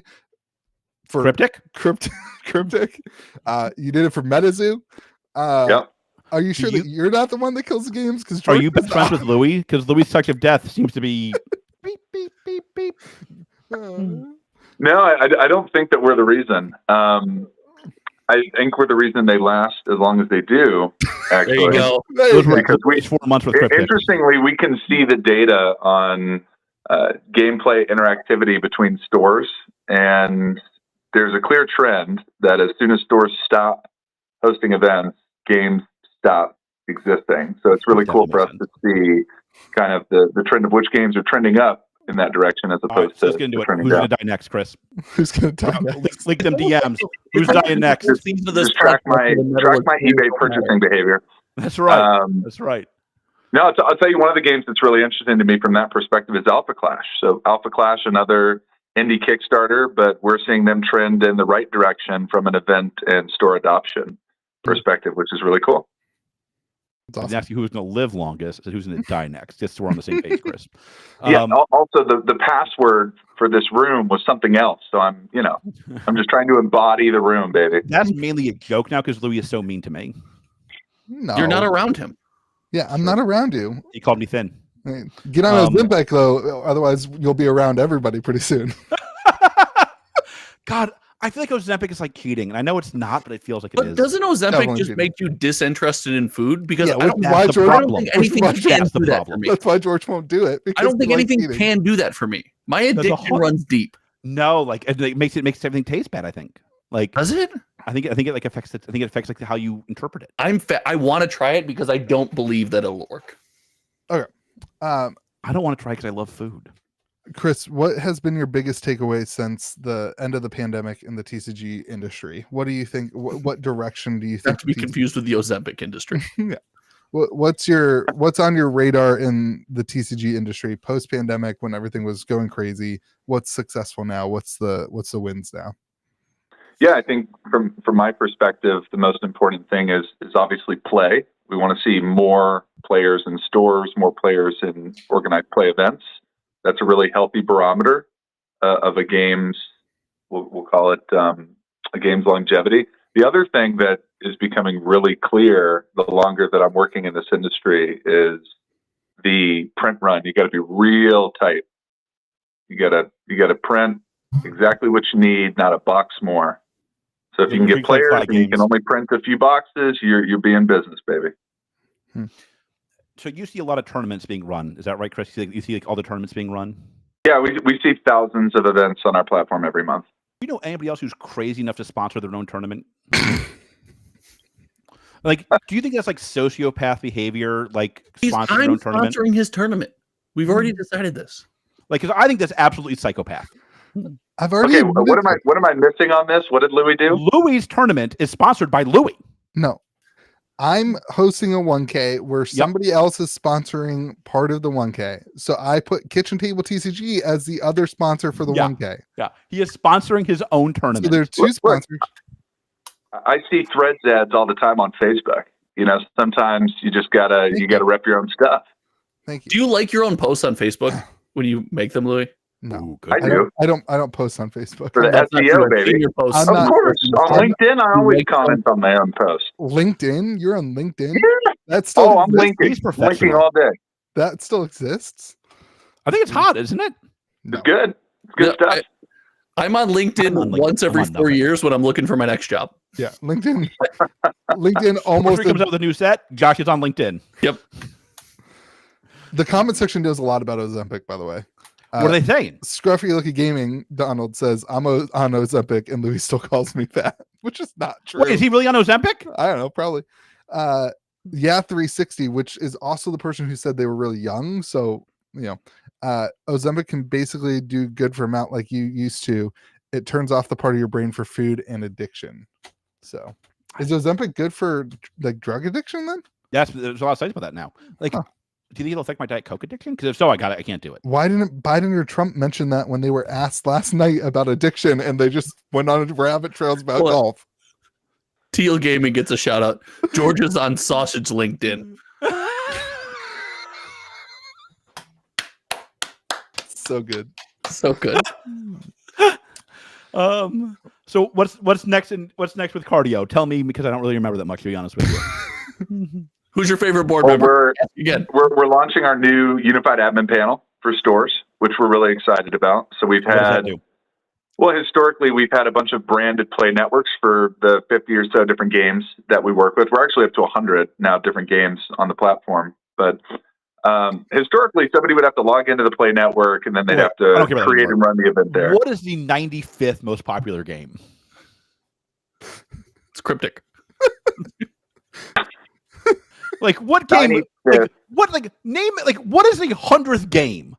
Like the game with the fewest amount of players. Yeah, I literally do a podcast every week about dead TCGs. I did not know 100 games existed. Well, they're not all TCGs. So we work with RPGs. We work with minis. Do we? Yeah. Oh, yeah. Absolutely. Why do you need software for like a RPG game? Because maybe you have game nights and tournaments and they're standings. No, it's actually really cool. So when you think about getting RPG play in a store, right? Like having campaigns that happen inside of the store, one of the publishers that we're pretty deep in conversations with wants to do boons, like in-campaign bonuses for people that spend money at the store. So what I mean by that is something like, hey, I'm about to roll. I need to roll a crit. Like I need to hit a 20. I didn't hit it. If I go buy a soda, then I get another re-roll. But like it has to be in the application that I went and bought a soda in order to like officially. I'm sorry? Is that an IRL gotcha game? Is that what that is? Yeah, like they're literally going to have IRL. I wouldn't say it's a gotcha game, but it's you want to try again, put another quarter in the slot, but make sure it's in the LGS slot. Like arcades. So, well, Ramsey, who runs the D&D side of Game Grove, just said this is genius. Yeah. It's awesome. Can you imagine being the hero that not only rolled the 20, but did so because you bought everybody at your table a soda and rolled 6 times? And you kept your LGS alive. And legendary behavior. Steve's asking the questions George loved to hear. This sounds amazing. Is it possible to invest? Yes. Probably not right now, though. No, not right now for sure. We are looking at growth options as we just onboarded a really big customer that we're very excited about. It's going to be a new category of software that I can't talk too much about now. That's how we do it. But George, the deal was closed and fully executed this morning. Lots I of got a Scoopies on May This Will Be With You. Biggest Scoopy, George just got wealthier. It's really exciting, and I think this is probably not the best forum to talk about it yet. But within the next week or two, I promise you that when you're able to talk about that deal, because I know the deal, obviously, we'll have you back on to actually talk about that deal. I think that's absolutely, because that's going to be so fun. But to your so point, UAP, the 100 game, George, I think would be the imaginary TCG that one of our employees was cooking up would be game number 100. Oh, I know what game that is. Shout at them. Anti shout out. So all right, so UAP's gonna have every game on there, all 100 games, and you can pick which ones you have as a store. Yeah, so we kind of wanted to blend what stores would be really attracted to and what publishers would be really attracted to. So stores want like one place to do as much as possible, right? They don't want to have to log into 7 different systems to run events. Publishers don't want to share their audience with other publishers. They want their players immersed in their brand. So what we came up with is, let's give the publishers these branded front-end experiences, then let's give the store one place that manages all of them. So I create we'll say a Sorcery event at Game Grove on Louis' portal, and then it automatically posts to the Sorcery Play Network, as well as automatically posting to Louis' website. So that's kind of this new product layer that we've got launching that we're all really stoked about. There's some 3,500 to 4,000 local game stores in the U.S., and we want all of them to be using this unified admin panel to run events. One of the questions I always have when you talk about that is Magic has their own event link software, and obviously for a lot of the bigger events, a lot of stores will use other things just because it's a little bit more reliable. Are there abilities to integrate into that kind of network, because it tracks the points, it tracks all the stuff that matters for your tickets for the Magic rewards program? Yep. So when we talk about games that have their own sanctioning software that you have to report through so that you can get allocation, organized play support, we've actually got the ability within the admin panel to integrate with a lot of those. So we still have a couple that we haven't quite figured out, but a lot of their APIs are open, or their data structure is known well enough to where we could create something called webhooks that allows us to create an event in our system and then webhook into theirs and automatically populate all the information, like the details of the event, who registers, round results, so that we can still get that best of both worlds. Like, hey, Louis just logs on here, manages everything from here, and then it automatically posts where it needs to. That'd be awesome, especially in Pokemon when their system is awful. The Pokemon setup is so terrible. You can have those 5 players on your platform, Chris. It's terrible. PPC. Those 5 players will move right over, Chris. Don't worry. Scruffy Looking Gaming saying you should reach out to Ravensburger and get them to give up on Melee for Lorcana. Crazy. Email that to Disney. So next question. Email that to Disney. Tell them what's up. Okay, so there you go. Chris gets it. So how are you thinking about, like, this is a wild industry to build a company around, I would argue. How did, like, why cardio? Why this industry? Why all this stuff? Yeah. The reason we started is because collectability go burr in the pandemic, and it became super clear with MetaZoo that all of these games, new and old alike, would need to focus on that playability blend to survive past the collectability bubble. So we wanted to build digital tools that would enable them to have the best shot at doing that. And then as we started working in that space, we realized that local game stores don't have a lot of support with tooling. A lot of local game stores can't even put an event on their website that gets SEO'd. A good example of this is I live in Austin, Texas. My fiance and I play Lorcana. I tried to look at a Lorcana event in Austin. I literally just put Lorcana tournament Austin. Nothing. Absolutely nothing popped up. So we want to start offering more tooling like that to the store to help stores run their business, be able to market their events more effectively, run them more efficiently. And we think there's a lot of opportunity in tabletop gaming. It's a $25 billion market, and it's a market that's starting to change pretty rapidly. So companies like ours, we feel, are well positioned to help them as that change impacts their business. We got to defend the Louis of the world. That's never a wise decision from my view. Go ahead, Louis. You had a question? Nope, I didn't. So what's next for cardio? Where do you all see your great expanse going next? focusing on store enablement. Right now, we're in about 2,200 stores globally. About 400 of those are monthly hosting events on the platform. So we want to bridge that gap where we've got like 2,000 stores to 2,500 running events every month. So our focus now is on store enablement. It's getting stores to adopt admin panel and giving them a good experience whenever they try to use the store event page, which is a new marketing feature that we've rolled out.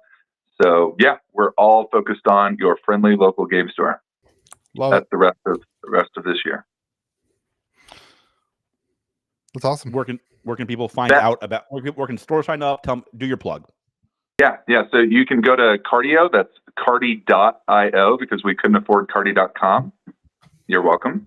That's and I'm sure cardi.com is probably at least $10,000. No. Oh yeah. Oh, dude, Yeah. you have a 5-letter .com domain. You're flush. Yeah. That is we could the use real my NFT, name. my You could have friend. had my name. That is the real NFT. Except you're on the ICANN blockchain. I have a the great blockchain. domain that you can have used, Chris. I'm a little disappointed in you right now. Is it gamegrove.io? Close.